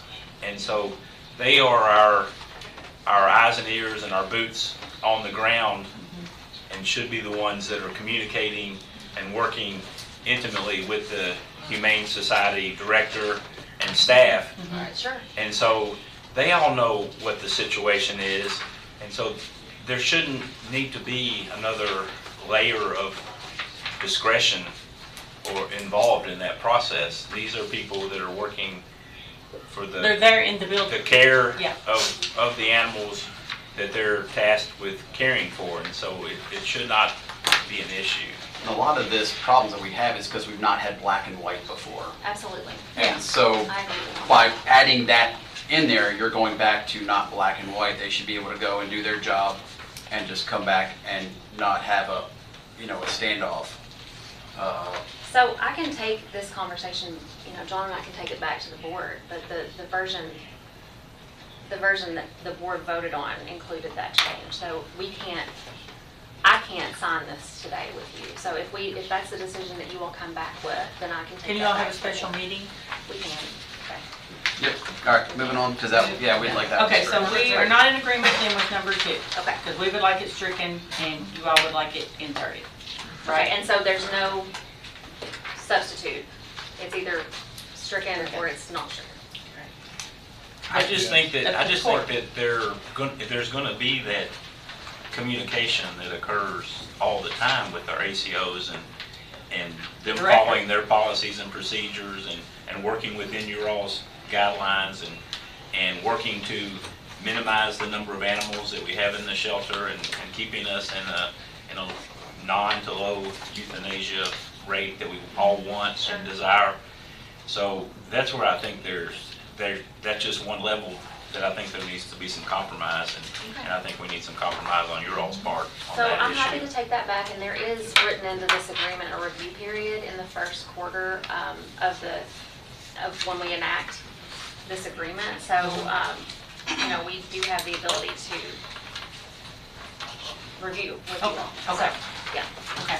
All right, let's move to number 3, page 6, paragraphs B and C. Boyle County Fiscal Court and Boyle County Animal Control agreed to the responsibility, sole responsibility was to be removed and just leave responsibility. Is that correct? It was, Yes. it was removed. It's removed, yeah, I see it. But we didn't agree to remove it. Oh, Sole responsibility, we did not agree to remove. So it reads, Boyle County Fiscal Court and Boyle County Animal Control agreed to the sole responsibility of shelter intake and shall accept from Boyle County residents all animals that are running at large per Boyle County Ordinance 842.1. yeah. But it wants that removed. Mr. Version Schindler George wants said that removed, absolutely correct? Correct. I think our primary concern on that one is addressed in C. So when you say intake actually combines two, in the sheltering world, it combines two features. It combines owner surrenders and animals that are picked up by animal control. Right, but this only relates to running at large. Right, so as long as it only relates to running at large, that's totally fine. Okay, so we're gonna leave Leave that it in. on. Okay. Yep. I have to ask a question about both B and C and the other things we've talked about previously. What is the role of our Boyle County paid director at all? At all?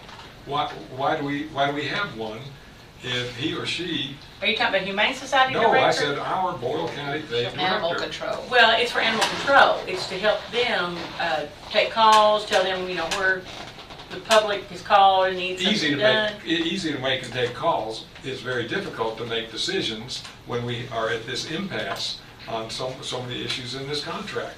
I mean, I don't understand why we would pay, our taxpayers would pay for a Boyle County director if there's always going to be a loggerheads circumstance on some of these issues that keep coming back after 11 drafts, literally, so the public understands, 11 drafts. Okay, but so the public understands, Mr. Ellis, the 11 drafts have been made from a small group, and then some of the issues we felt have been resolved as a small group, and then as it's been brought to a larger group, which it has to be. 3 weeks ago Friday, there was a meeting where everything was resolved, and then Monday, everything changed once again.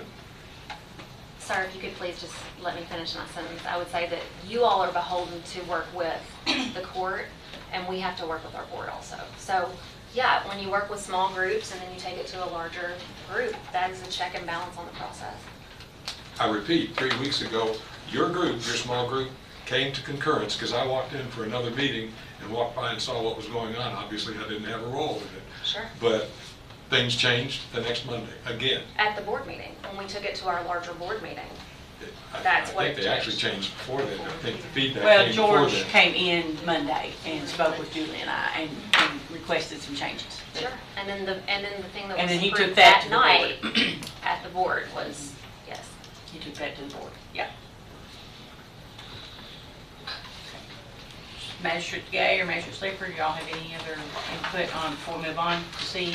No, I think we just need to keep working through this because, So as Laura has said, and I've contended all along that, and you know, a lot of you all jumped up and down and beat me over the head with it, but I keep saying that we're closer than we think I think we are too. to getting to yes on this agreement, and we're down to really just now, we've just got one more bullet point to talk about, and we can get to yes and move on this issue. So we're adding soul back into B, right? Yes. Thank B you. is leaving, well, we're leaving it there. We're not adding it back, we're just leaving it. Well, it's got to be added back because it's not in this one. Well, it is ours. It's not in their version. It's still in So our is this their version. version? I don't think it is, because this does not have it in. Oh, The I'm letter- looking the at letter the does. letter, okay, the letter. I'm actually I'm looking at sorry. the Yeah, agreement. you're right. I took it out of that version You're that right. you have in front of you. I'm still looking at the letter. Okay. Laura, is it the sentiment of the board that this is considered a lease?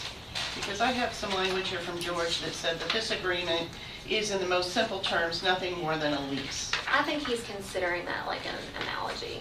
He's drawing that as an analogy So to, we're tenants and not partners. That's the way I That's what took it it. sounds well, like. I think we want to be partners. We want to be partners. We're getting kind of mixed messages here, I think, a little bit. Well, it's been a partnership for 50 years. And Judge, I would really hate to see that, and I think our board is of the opinion that if this partnership falls, it is squarely on the shoulders of this court and this board. So we don't want that to happen. We're trying. That's why we're into a version 13 or 14 here. That's right. Okay, so paragraphs, well, again, I'm on the letter, so C. Yep, see. Should an owner wish to surrender custody of their animal, the decision is to accept the animal shall be solely at the discretion of Danville Boyle County Humane Society with consideration given to space available and Boyle County Animal Control capacity. Yes. Now, this is for surrender only. This is not for running at large, okay? This Yeah, is for and surrender I do only. agree with that. And we have taken that part out of our, Yes. It's out of the agreement. the agreement. Yep. And we have let Humane Society have sole responsibility for surrender. Surrenders only. Yeah, for surrender only. Yeah. I think that's Now, that's in appropriate. yellow. Okay, so I'll just leave that up to you all. You agree? Because again, a surrender is somebody bringing the animal Right. to the facility, and that's the Humane Society's. It's their own animal. It's their, it's their what they do. And responsibility. this is an owner bringing their own animal, not one that they have found. This is, yeah, an owner surrender, the animal has to be owned by the person to surrender the animal. So here's the contention that could possibly arise from that. If somebody is wanting to surrender an animal and they're told no, you've got to go through home to home, you've got to do this, you've got to do that. It's a very emotional, for some people, thing to do.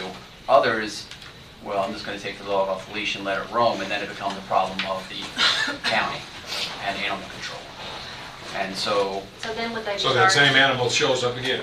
So I'm hoping that some thought maybe is given to the policy of the Humane Society where it's not an automatic home-to-home, it's really looked at like So a it is situation for the handled on a animal. case-by-case basis. So there's, we have examples at the shelter right now where a person was ill and had no other option. A person was being evicted and had no other option, that sort of thing. So it's handled on a case-by-case basis now. But in the case that the example that you gave, if someone abandons their animal, that's against the law. So that would need to be handled at this level. Okay, Through the ACOs. Through the ACOs, but I'm happy to hear that there's changes now, that considerations are given. I just want that to continue and not automatically, Sure. push it back on the owner to find some way to get rid of the dog. Because a lot of times people have already gone down that road, like tried asking friends, tried asking family if they want a dog. And now I'm kind of, this is a last resort for me. Absolutely. So, And what do y'all consider an owner? I mean, I've been told that there's a stray and they feed it one time, that's your cat now, or your dog, no. I just wondered like what you define as an owner. Well, I think there's a state statutory definition of an owner, and that if the animal's in your custody for a certain period of time, I think 5 days, I think. 5 days, it's considered owned. And what's in your custody when this morning a black cat jumped out of my truck before I drove into the... But that's a statutory question. So, for paragraph C, are you all in agreement that the sole custody of? I don't think we have much surrenders to are- say there. It's, Okay, that is their, you're good with it? that's their job. They asked for that, and we gave All that. right, I'll make a motion that we. I got one more. Okay. I make a motion to adjourn, is that what it is? I too have one more. K, okay, and as far as the agreement now, I'm looking at the agreement, page 6, K, Yes. that was changed from medication shall be purchased, stored, and secured by Boyle County Fiscal Court and Boyle County Animal Control, not Humane Society. That Humane Society was struck. So I just wanted to point So that that's out. a Judge? change, because. Okay, so my question on that is, does this mean any medicine, any medications outside of controlled substances? It would have to be. I'm really Right. confused because when we asked to take over medications, Busy was adamant that that's part of your fundraising, that you raise money for animal medications. Do you remember Yeah, that? I do. So we put that in there for you, and now it comes back that you want us to buy the medications. We're just, So my question is, only is this controlled? Like, what is included in the words medication? Because we can't purchase controlled. I don't know, because They have been. We've never Recommendation of paid the for- state veterinary inspector Yeah. was that the county, whoever the holds fiscal the- court purchased the controlled substances. So can we put controlled medications in there? Yes. Does that satisfy, you think, your Yes. fundraising? Yeah, so when we talk about fundraising for medications, we're talking about things like when there's a critical issue, an animal is ill, and an owner is saying, I either have to surrender this animal or I need to get this treated at the vet. We have funding available to help in those situations. That's So- not, they were talking the flea medicine, because we offered to Yeah, pay for the flea right. medicine and everything. Yeah, there's, different levels of medications. My reason for highlighting and wanting to discuss this one was specifically because of the controlled substance issue. You just want us to pay for So we should control. add the word controlled Okay. medications. Now, Judge, Yes, having sir. worked in healthcare administration all my career, and we just had an ordinance just earlier today about controlled substances. We don't own the building. We are in here a tenant. I see some nodding here from somebody who has much more knowledge than I do. And who knows where those keys are? And Mr. Sleeper, do you have something that you'd like to add based on what the state vet? all right, in this case, let me finish. Stored in that building, not on our premises, stored in your cabinets, not in our cabinets, and secured. And quite honestly, I don't care who has custody of the keys or where the keys are, that could be broken into. And all of a sudden, we don't have a shared responsibility or accountability for drugs that go missing or misused. And so by adding the words controlled substances, I have concerns for the protection of the court and for our ACOs, who I believe are the only ones who would use the controlled substances. And that being the case, I think you exacerbate the situation by adding controlled substance in there, because there's public walking through, there's a crowbar in their car, there's nobody available in that room at that time, and all of a sudden it's broken into, and controlled substances are out on the street. I have problems with it before it's changed, but I have more problems adding controlled Bring them substances. to the courthouse And I'm and lock seeing them some up, and they can I'm come seeing and some get what nods they from need. the audience. Would it be accurate though that we're not even gonna have that controlled substances in Humane Society because we're gonna have to contract with Right now, yeah. vet to do that. Right now, That's- it's because that's our under your ACOs purview. are not Right. certified to do No euthanasia. things that we're gonna But in the future, it will euthanize be, it was has been in bad. the past. Well, animals still come in sick, you know, that sort of thing. And right now, we don't have capacity to handle that, which was the issue with Ms. Bodner's daughter. We don't have the licensing at the facility right now. And by we, I mean the partnership. Right. So, I mean, anything related to the DEA license and the controlled substance is under your all's purview. Do you remember any conversation with the state vet on that? On the licensing On the or medications? on the medications, the state vet said she highly recommended that the fiscal court, animal control, do the purchasing of the medications. And they would be, of course, then under our control. And there's a safe, but then there's the issue that Magistrate raised about the keys. So- Well, it says controlled medications shall be purchased, stored, and secured by Boyle County Fiscal Court and Boyle County Animal Control. It doesn't necessarily say Where? they have to be secured at Humane Society. Correct. So we, you know, it just says that they have to be secured by us. Can we, So should we they could add be in there anywhere. that and only handled by? That wouldn't make a difference to what I said about Crowbar and the public You coming can't store in. the medication on Well, site. they It can. has to stay where you're licensed. I was gonna say, yeah, they can't be transported back and forth. Except for That's this right. year when the courthouse was licensed, but. I guess that's what I'm thinking about, that we were the Yeah, holder of the It has license. to stay where the license is. I think that the controlled language is fine, Right, because I do again, too. this is it's gonna be the responsibility of the ACOs, and we're entrusting them with that responsibility. I mean, That's gonna be part of their duty. somebody can break in and steal drugs at any doctor's office or any place around So you're town. exposing us to liability there. Well, not necessarily. Yes, I mean, no more than absolutely we necessarily. normally accept in the course of doing business.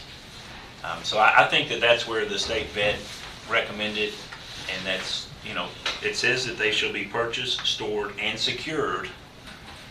So that's the responsibility of the ACO to make sure that they're appropriately If you'll take the secured. strikeout of Humane Society off of there, I will reluctantly agree. You have to remember, if an animal is injured on a Saturday night, we do not have a medical hospital for animals here. Our ACOs, when licensed properly, have to deal with that animal so it doesn't suffer. Right. If you don't do euthanasias in those situations, that animal's gonna lay there till Monday, Exactly. and that's not humane. No. I just reread the statute this weekend, and sadly, I don't recommend this at all, that our ACOs have the ability to Right. put the dogs down with a pistol. I don't like that, but they have that ability, and therefore, I'm all the more, if you will take the strikeout of your accountability, shared with us on the accountability of the secured, I could go with that clause. You want them to put, you want to put that back in? Right back the way it was. To us. You're saying just us. No. Which is what No, they- he wants to put No, Humane I Society wanna back take in, the but it doesn't have strikeout. anything to do with them. Medication don't have We don't anything have to do with anything them. to do In their building, and they can't be transferred out But of the that's where building. our officers operate out of, so it has to be in their building. I understand, and that's why they should have a joint stored and secured responsibility. But the responsibility doesn't lie with them, it lies with It's our us and our responsibility. ACOs. Because by giving them the responsibility, to me, that increases the liability. Exactly. Because then you're giving another entity Yes, correct. the ability to access those medications. So the court is fully responsible if something goes wrong, and therefore we're liable. Well, yes, because it's our medication. Tom, they don't have anybody licensed. We will. I understand. So to put them as part of the process, when they don't have anybody trained and licensed, does expose us. to That's more different than- than breaking in and stealing Right. drugs. I feel like it sets us up for more liability if we give them a key to the safe too. Right. You know, we need to limit the number of keys. Yeah. Right. That way we know who has access and who. How are we liable if somebody breaks in? If we've done everything to If we secure it, provide we're no more liable than anybody. I don't think we're liable. I don't They could break into a pharmacy or anywhere else. Right, it's the same thing, yeah. As long as we're doing what we're supposed to, keep Reasonable it and secure. prudent person Right. would do. Yes, yes. Due diligence.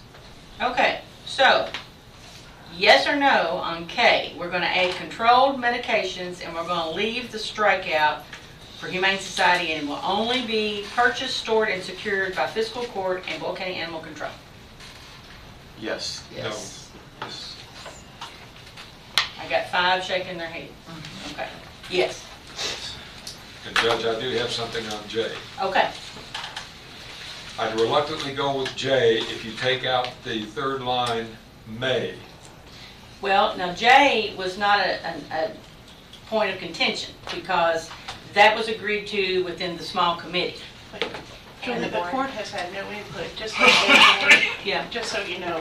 We've never gone through this document with Fiscal. All right. Sorry. Repeat that, please.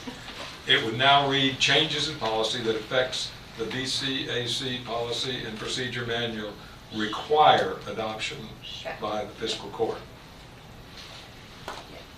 Because once again, there have been things that we thought were in their policy and procedure manual that weren't compatible with our needs, and to have may in there.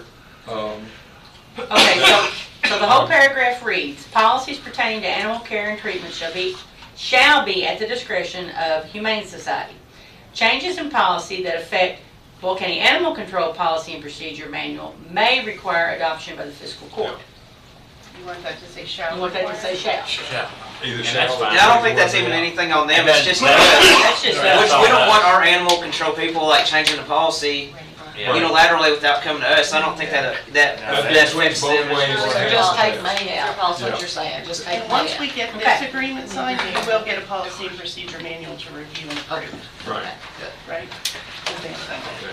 Okay, so changes in policy that affect Boyle County Animal Control Policy and Procedure Manual require adoption by the fiscal court. Strike may. Yes. Shall require. Well. Either way. Or just leave it. Shall require. I'll say shall. Yeah, let's add shall in there. There we go. Shall. Then it's done. All right. Okay, any Now. other items of discussion pertaining to this agreement? The only thing I would say is I can't possibly vote for it until we see it in final form. Okay, so the only, She's gotta go back anyway. yeah, she has to go back to So her it's not like we can vote on it. Right. All right, So let we me can, do if this. you all can meet before next Tuesday, I don't know if that's possible, I'm just saying, if you could, we could bring this back to our special meeting on Tuesday and have this done by the 31st. That work. I think Okay. we could, does that, Julie, is it possible to get a Yeah, I can clean send it to copy? you right this second. We could add this to the meeting on the 29th. Yes. So everything that has been agreed to is good except for, on the letter, page 4, part 2E. Yes. That's the Page part that we'll 4. just need to go back to the board and discuss. Part 2E. And we want to strike at the discretion of Danville County Humane Society. So you So want it to say, we would just want to stop it right there at Boyle County Animal Control has assumed custody. got it. Now, if you all want to present different language as far as a conversation or an agreement or No. something, I mean, we I was about to say, I'm can hearing look not a lot at of it. room for that. Yeah. So I do feel like that's one we just need to compromise from you all on, that we're We're gonna be a good partner, we're not gonna overload your, the ACO stuff. officers are There's there gotta be some on a trust daily here basis. that we will work, but we need, we can't have So like, basically, that's the only thing standing between A us signature and. agreeing. Okay. All right. That's the only point. Okay. That everything else has been approved. Sounds great. All right. All right. We'll take Any it other back. questions? We're getting close. Now, Thank you, Closer than we've been, Jamie. closer than we've been. Laura, thank you for being here and answering all of our questions. I personally appreciate it, and Thank you to the court and thank you for everybody. John, thank you for being here as well. and I would say that, and I do want to address real quick that this is, maybe George needs to correct his verbiage, but as it says, this is a joint participation agreement. And so, in my mind, this is a partnership, it's a long-standing partnership. And it's been a lot of these issues have been our issues as well because of just the lack of oversight and control. And training. And training of our ACOs. Yes. And Which so, we are addressing. and which we are addressing, and we're taking a lot of action on that. But again, the fiscal court is not, we bear a lot of responsibility in this because the buck does stop stop with us, and so we've got I think we're getting close to getting a better situation for I do us. too, and I think that on our side, we'll say that we are an imperfect organization run by one staff member and a part-time staff member and a lot of volunteers. And so, there are situations that we could have handled better. Jason and I have talked a lot about those. And we're committed to working with you all on that. I think the same is here, and I want to thank our committee members and Julie for the multiple revisions to the agreement. She's had a lot to do there. So, but thank you all for having an open conversation with us. Yes, we appreciate that very much. Thank you. Y'all have a great day. We done? No, there's one more thing. Y'all have a great day. All right, next is EMS Director Michael Rogers. No, Oh, I'm sorry. I'm sorry, Steve. Sit down, Mike. Okay, now we have approval of the Citizen Animal Control Advisory Committee. And Magistrate Sleeper, I'll let you take it from here. Okay, we have, as part of an initiative we heard many comments from citizens regarding the condition and situations involved in our animal control as well as the Humane Society.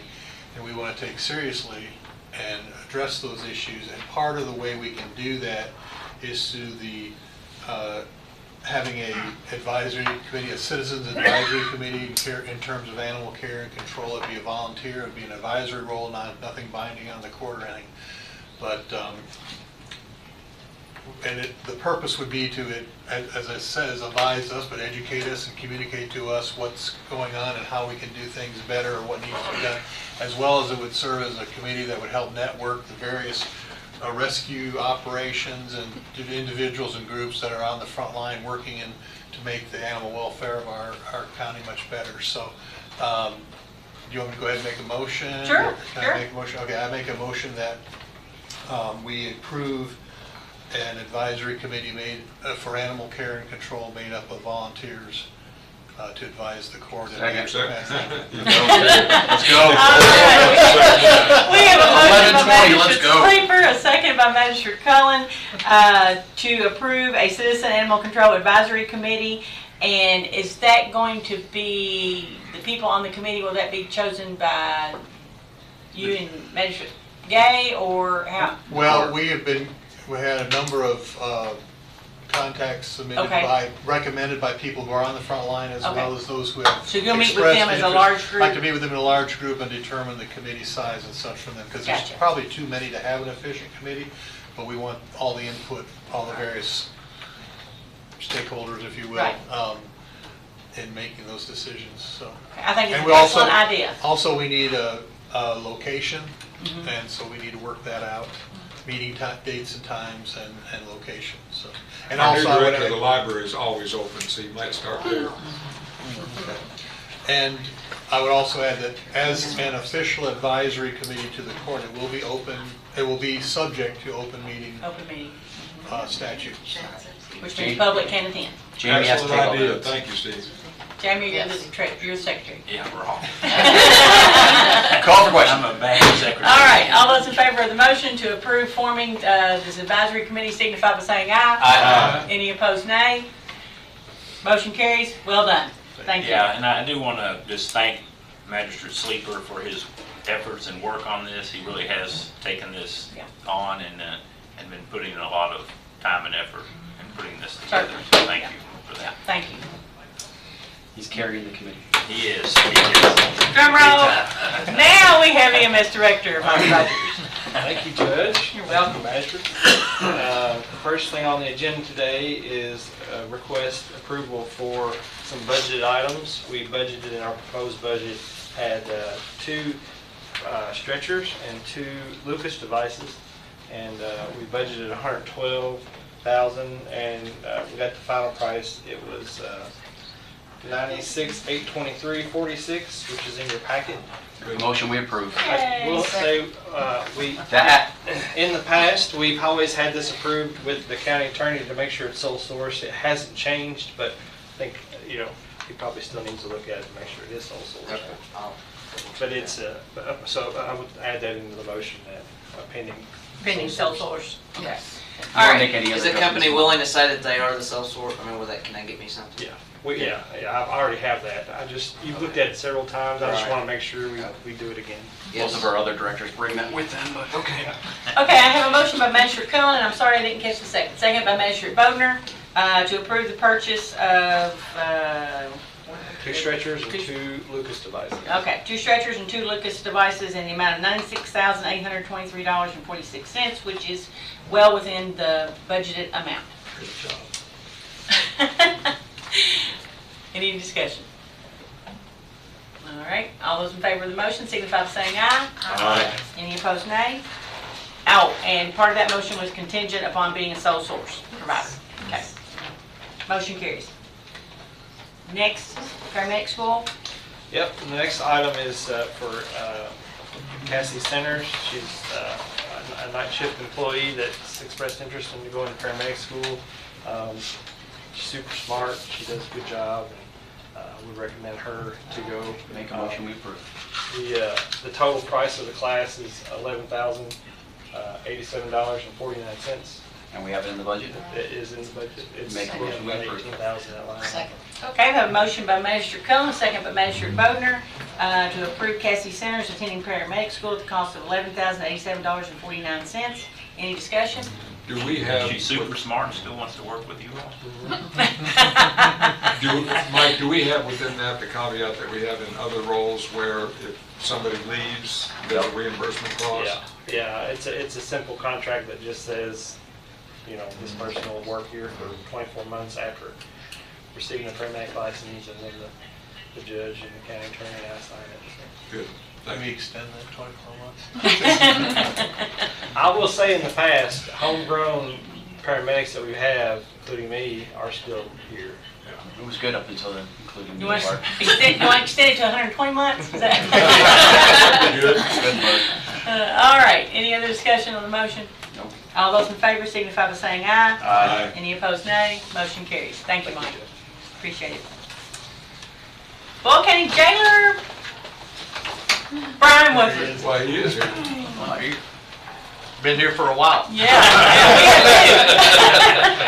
So we. I forgot what you look like. You got a new visa agreement? Yes, so it's time to update our new Vista, who provides our mental health services at the detention center. Nothing's changed from the Can contract. we get in on that? Yeah. And so our county attorney, I think, has had a chance to look over it. Right, I had sent you an email this morning saying I approved it. Okay. It's really not anything I'll different make than what that we've motion. signed Second. before. I just said, was there anything new in the amendment or the attachment that you wanted to add? Everything's Is the there a same. cost? Yes, it should be on the front page, It's like number 3. $4,500. It's $4,500 is what we pay a month. Typical. $4,500. Okay. I have a motion by Minister Cullen, a second by, No, I made the motion. Oh, you- I okay. second it. I have a motion by Minister Gay, a second by Minister Cullen. Yeah. Any discussion on the agreement? Nada. All those in favor of the motion signify by saying aye. Aye. Any opposed, nay?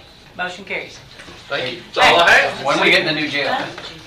Well, I met with Shirley, I was or kidding. Judge Bottom yesterday, so. Yeah. Okay, so we had 2 agreements. We have a service agreement and we have a business associate agreement. That's why I was looking for the amount, because it wasn't on that page.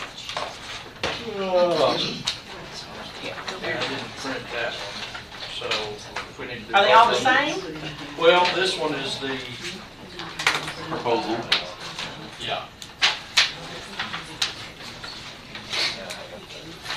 Do we have to sign both of them?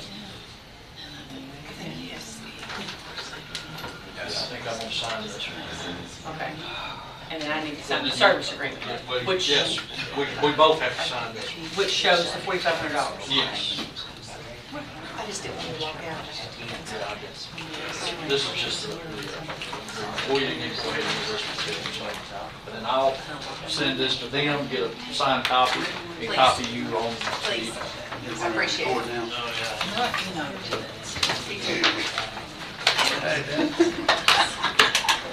So we don't have to. We need to do this one too. We need to approve that? Yeah, both of them, like I said, but we need to be signed, I can sign it, so. Okay, sorry, I can't hear. So does that, what we just did include this one as well, or do we need to do a separate? No, we did the one that had the $4,500 on it, which was the service agreement. I think they're part and parcel. Yeah, they're all the same.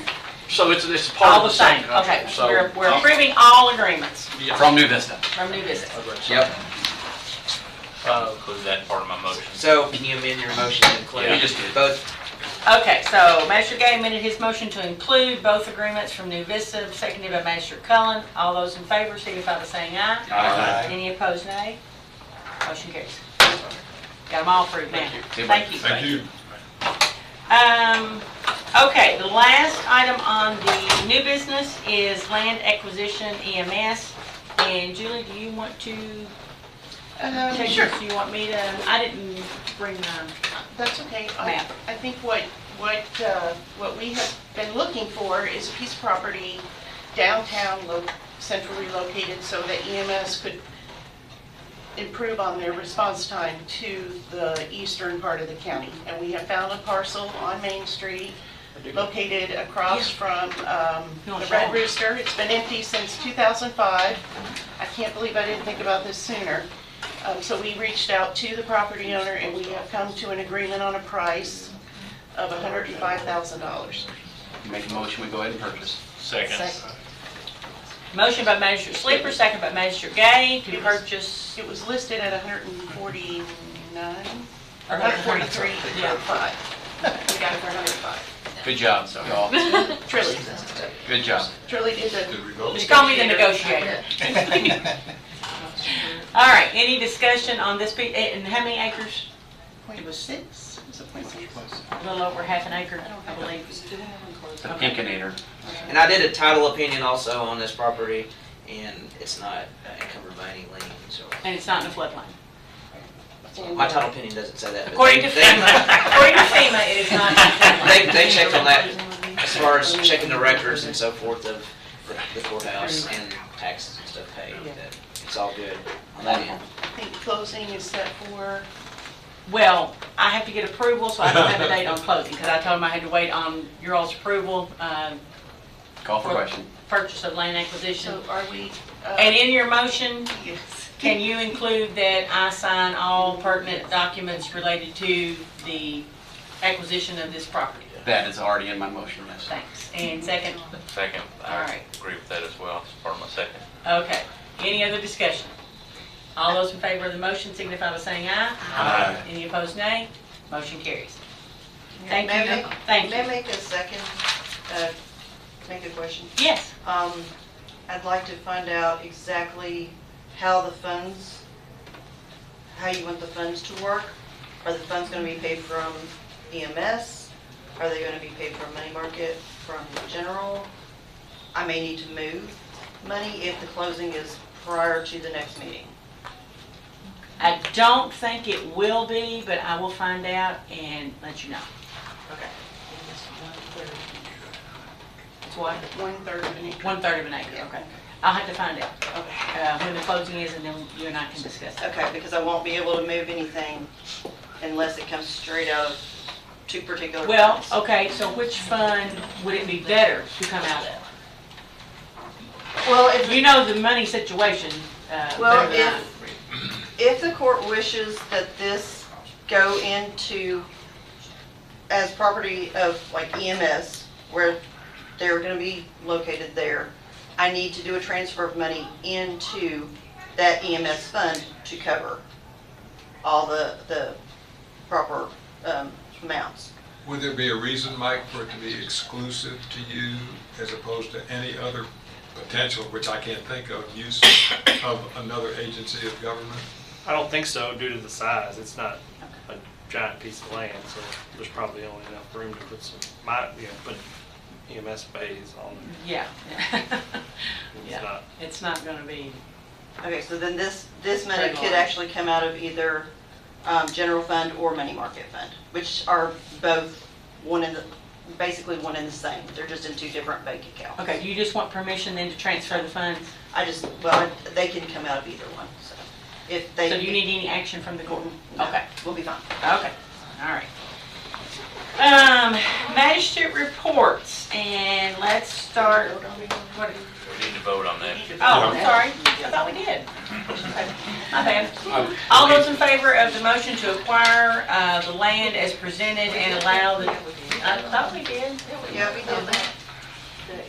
What I have on my, we just voted. What I have on my- Yeah, I thought we did, okay. She was asking about executive session, so we're not having. Okay, Magistrate reports. Magistrate Cullum, we'll start with you today. Do you have any committee reports? Yes, I do. Okay. Knock this one out here.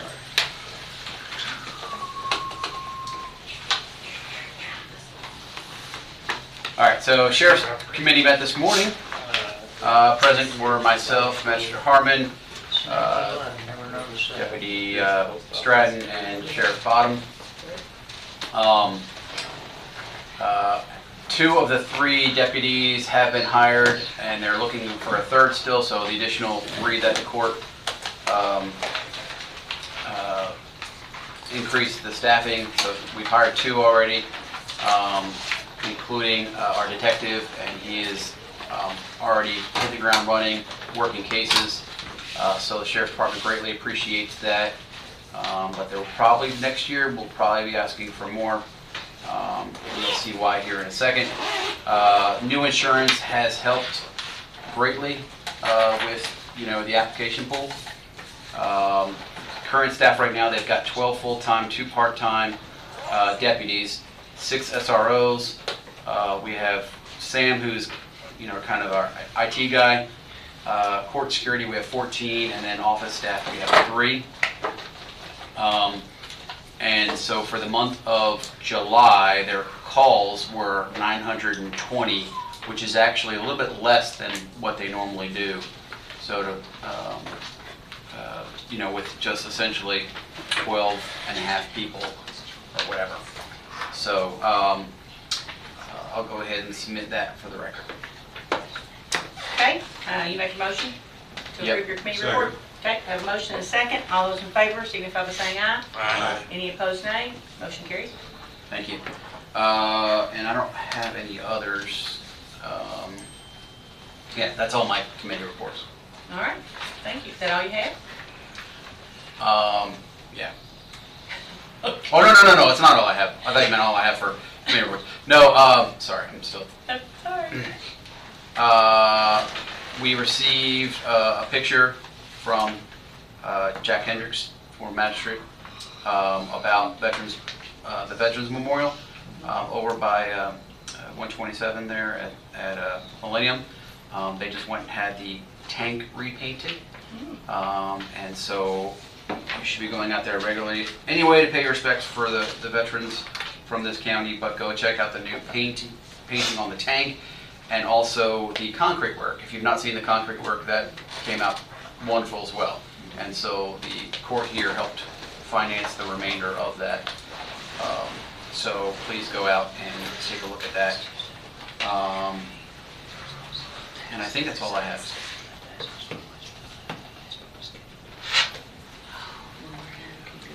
I'm sorry, go ahead. That's all I have. Thank you. Yep, you got it. Magistrate Gay. I don't have any reports, just would like to stay within my district. As you all probably noticed, Center College is starting to come back to life in full speed, and first years are going to be reporting here soon, and others, athletes and others have already reported, and then classes begin next week at Center, so we'll be back into full speed ahead, which will, I know a lot of our local businesses definitely appreciate the influx of students again and the activity that they bring with them. I noticed that the ice machine's working with the new trainer. That's right. That's right. They keep the ice machine plenty busy these days with the athletics going on. You've got a new ice cream shop in your district. There is.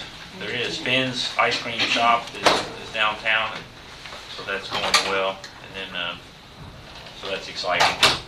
That's all I have. Thank you, Magistrate Gay.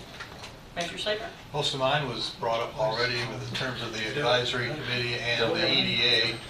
But, so that's already been talked about. I don't want to reiterate any of that. But however, I do want to remind people, I brought this up at the last court meeting, but we have a free concert tonight in Latimer Heights at 6 o'clock.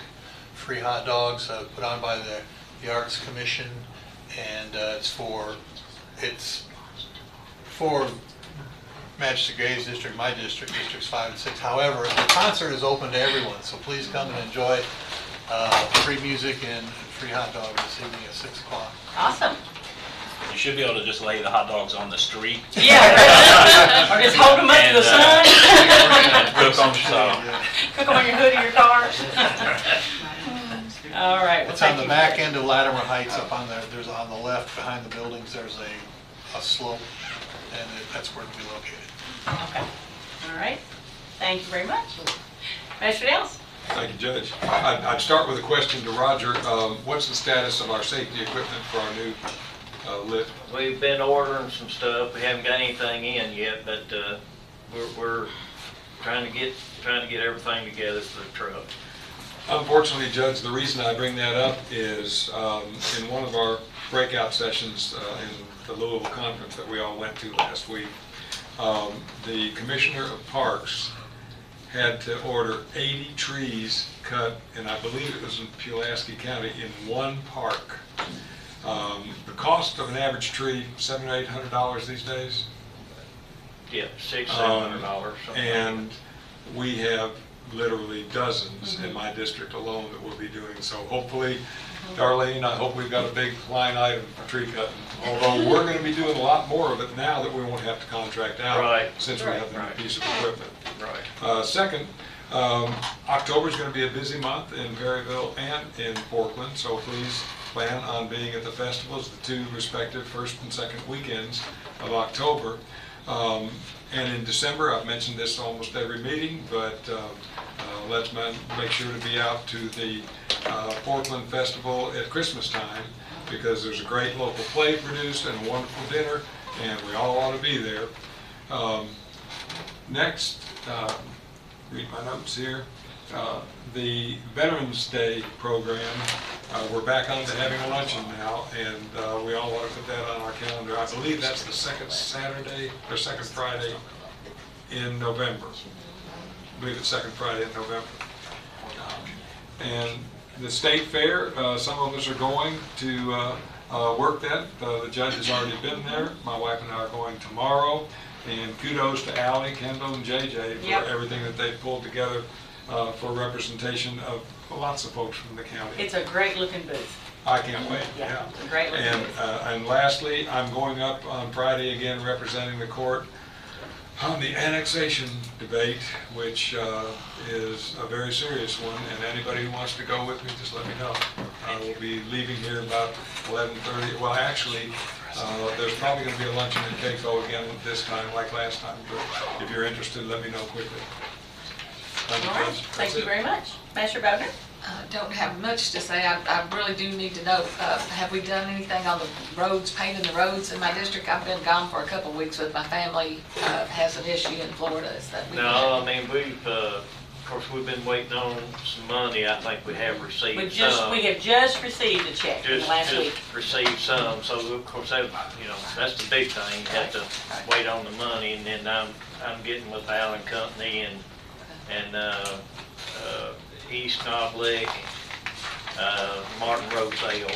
I think that's two. I think Ivy's one of them. Well, Ivy, Ivy's I might do a discretionary on it instead of using this money for that. So that'd be discretionary money. We got a big long list. Yeah, that Ivy Road is nothing but crumbles. Yeah. It's not anything but crumbles. Right. It is back in the back. It's terrible. But we're so it's in the process. I like to get a lot of it done before it gets too cold and the plant gets shut down. That's what I was worried about. Yes. And then still, I have a list of things I sent to Nick Lester with the state, and haven't got any of those things done yet, but they're still on the list to do. So I'm hoping we can get some things done before the bad weather comes and we can't get anything done, so. Right. And the parks are still up in the air, there's not anything going on with them, so that's all I have. We're gonna keep digging and digging until we find a pot of money that qualifies us to get some money for parks. So don't worry, we're gonna keep digging. Thank you. Mr. Harmon? South End, Christmas tree, it's growing in restaurants. Get chicken, the beef. Right. Rib. Sushi. Which one you want? But Well, that's you all. try them and let us know. Yeah, I will. She'll be out there. But that's good progress. It's jobs that'll be made open to other people. Want to work. Good luck on that. But we'll get the other cataract out Thursday. Good deal. I'll be looking at you. All right. Be seen clearly. Yeah. I had two things I forgot real quick, Is just that all you just have, events. Mr. Harmon?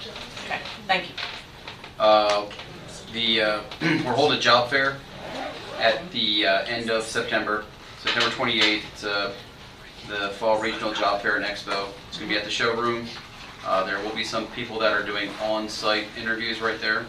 So mark your calendars for that. It's the 28th from 10 a.m. to 2 p.m. over at the showroom. And then on the 30th of September is kind of a cool thing going on. Over at the airport, there will be a Run the Runway 5K. Cool. And so they're going to shut down the airport for a couple hours. It starts at 10 a.m. and you can basically do a 5K on the airport. This benefits the Dream Flight Charities, which I'm on the board of, which raises money for kids to be able to learn to fly. So, That's great. yeah, Thank you for sharing. spread the word. I won't be running. Forgive me, but I too have another one, and this one's very important. Y'all gonna have to start taking notes. Harold Edwards, who's very active in preservation all throughout Boyle County, but certainly with the battlefield and anything pertaining to it. The Crawford House is the one we're trying to save. It was the Confederate headquarters above the Chaplain River, where an ever-running stream, even in the drought of 1867 or 1862, was where all the troops bivouacked for the Confederates. We are closer today than we have been for 3 or 4 years in terms of the state being willing to sell it, to deaccession it. Counselor, I was surprised when Vanover, their attorney, said that all the deeds and all the other restrictions have been taken care of. I hope you've got a communique from him. I don't understand that. Haven't heard from him. I just know that we got certain restrictions removed so that we could give it to the state in the first place, so I don't. Yeah, it's important to know that we've petitioned the commissioner for a permit to be on the property, but not in the Crawford House, for a rally to save the Crawford House. Tentatively, it's scheduled for September 7. We've asked that in a shorter time frame than the parks would normally make the approval. So Judge, I'll need to talk to you and Julie after the meeting about if that permit can't be granted in time for September 7, we don't land there, and hopefully we'd be able to be right there adjacent to the Crawford House and have the activity there. Got to compliment both Allie Huff from the Berryville Main Street, and certainly Harold, and even the Boyle Landmark Trust is going to be a part of that process when we have that rally. So thank you. Thank you. All right, Judge, I was gonna make fun of him. Phil would just be. First of all, I was glad that Tom was an eyewitness to the 1862 drought that. I was very thirsty. But Household Waste Day is this coming Saturday, August the 26th. If you waited for me to give my comment. All right, so go ahead and tell us about it. Actually, I was going to let Miss Angie tell about it, but okay. All right. That's all right. No, thank you. I appreciate you sharing. All right. Terry, I was you're- going to promote that too, but. Well, let's just all promote it together. How about that? But I would say, I know that we got some phone calls here recently, the fiscal court of the county judge's executive's office. There was a festival that was held a couple weeks ago at Constitutional Square. I think it was called Making Jesus Famous. It was a festival, and I think the week before that was the Soul of 2nd Street. But I know that people have, there's some positive but negative, and I've researched a little bit, whether or not we can allow that kind of festival or whatever to take place. And just my research, this is a case, it's kind of similar. It was a school, which is school, government, but I'm just going to read that real quick. Although government may not promote religion through its educational facilities, it may not bar student religious groups from meeting on public school property if it makes its facilities available to non-religious student groups. And that was Whitmar versus Vincent, which I think that you could apply those same principles to that. And also, another interesting case, similarly, public schools may not rely on this establishment cause as grounds to discriminate against religious groups in after-hours use of school property, otherwise available for non-religious school, social, civic, and recreational purposes. So I just wanted to point that out that, as long as, in my opinion, as long as we don't exclude other groups from using Constitutional Square, I don't believe anything was done wrong allowing this festival to take place in Constitutional Square. And other than that, we're in football season, golf season, middle school basketball season, so support all your local teams. I went down to Western Kentucky University this past weekend and watched the Rebels play. That was pretty exciting. The second game was really, I didn't stay for it, but LCA versus Bowling Green, that went down to the wire. We're playing LCA this weekend, where Boyle County is playing this weekend. So that should be a really great game. I think it's on Saturday at 8 o'clock. Counselor, is there some person close to you on the golf team? Yeah, I have a daughter that plays on the golf team, so I like to watch that. And I have a daughter that plays on the middle school team, which 7th grade beat Mercer last night. Big deal. It was a big deal to beat them. So very proud of my girls, and I like to just watch all their sports. And as you should be. It's fun. But we're like deep into it because these sports, even football, they're practicing all year basically. But the golf season started several weeks before, and middle school started before even school started. So that's all I have. Thank you very much. Okay, I will close with Thursday night. We will have the Planning and Zoning Comp Plan kickoff. This will be the public meeting at the showroom, and that will be from 6 to 8 p.m. and all public is invited to come and see what's going to be happening with the new comp plan. Then on Friday and Saturday, the little cherub sale will be going on at Centenary Methodist Church, and of course that sale brings in a lot of money that is then shared and passed on to a lot of nonprofit organizations here in Boyle County. So if you can come out and support that sale. As of last night, I think they were still needing volunteers. So if anybody has, an hour or 2, 3, they can volunteer. Just get on the website and you can sign up through Little Cherub Sale for that. Hazardous household waste. Angie, you want to promote that? It's coming up Saturday. I can. Our annual household hazardous waste event will be Saturday, 8:30 to 1 at the recycling center.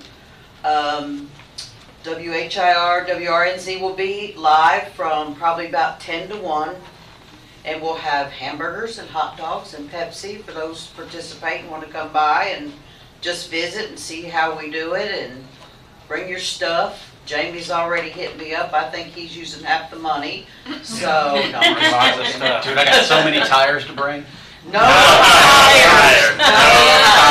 No tires. And I believe Judge T's going to help us out by being on the radio. Yes. Thursday morning. She'll be out there promoting it for us. Yeah, And on the Joe Show. Julie's, I got a shout out to Julie's husband. He's always a big help to me at the radio station. So hope to see everybody. Well, thank you for applying for that grant and getting that grant and then sharing it so that we can do this for the public. So thank you for all your hard work. Okay, Tom mentioned the State Fair booth. Paul, is there anything coming up Saturday night for Boyle County football?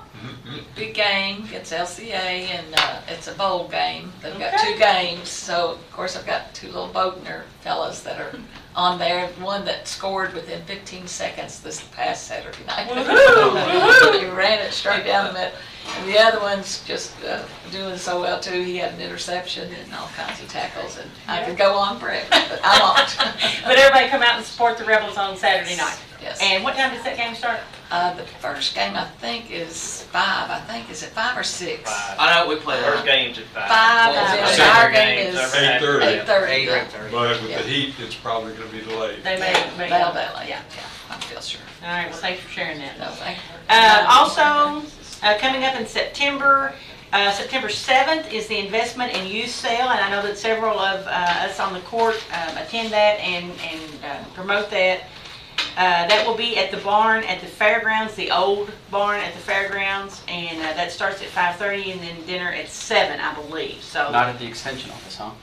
No, Huh, at the fairgrounds, the old barn. not the extension office. No. Okay. Then on September 16th, we will have Constitution Square Festival again, and I think that's what Jeff was going to promote today, but I'll go ahead and mention that. And I'm not sure what the hours are for it, but it'll be coming up in September.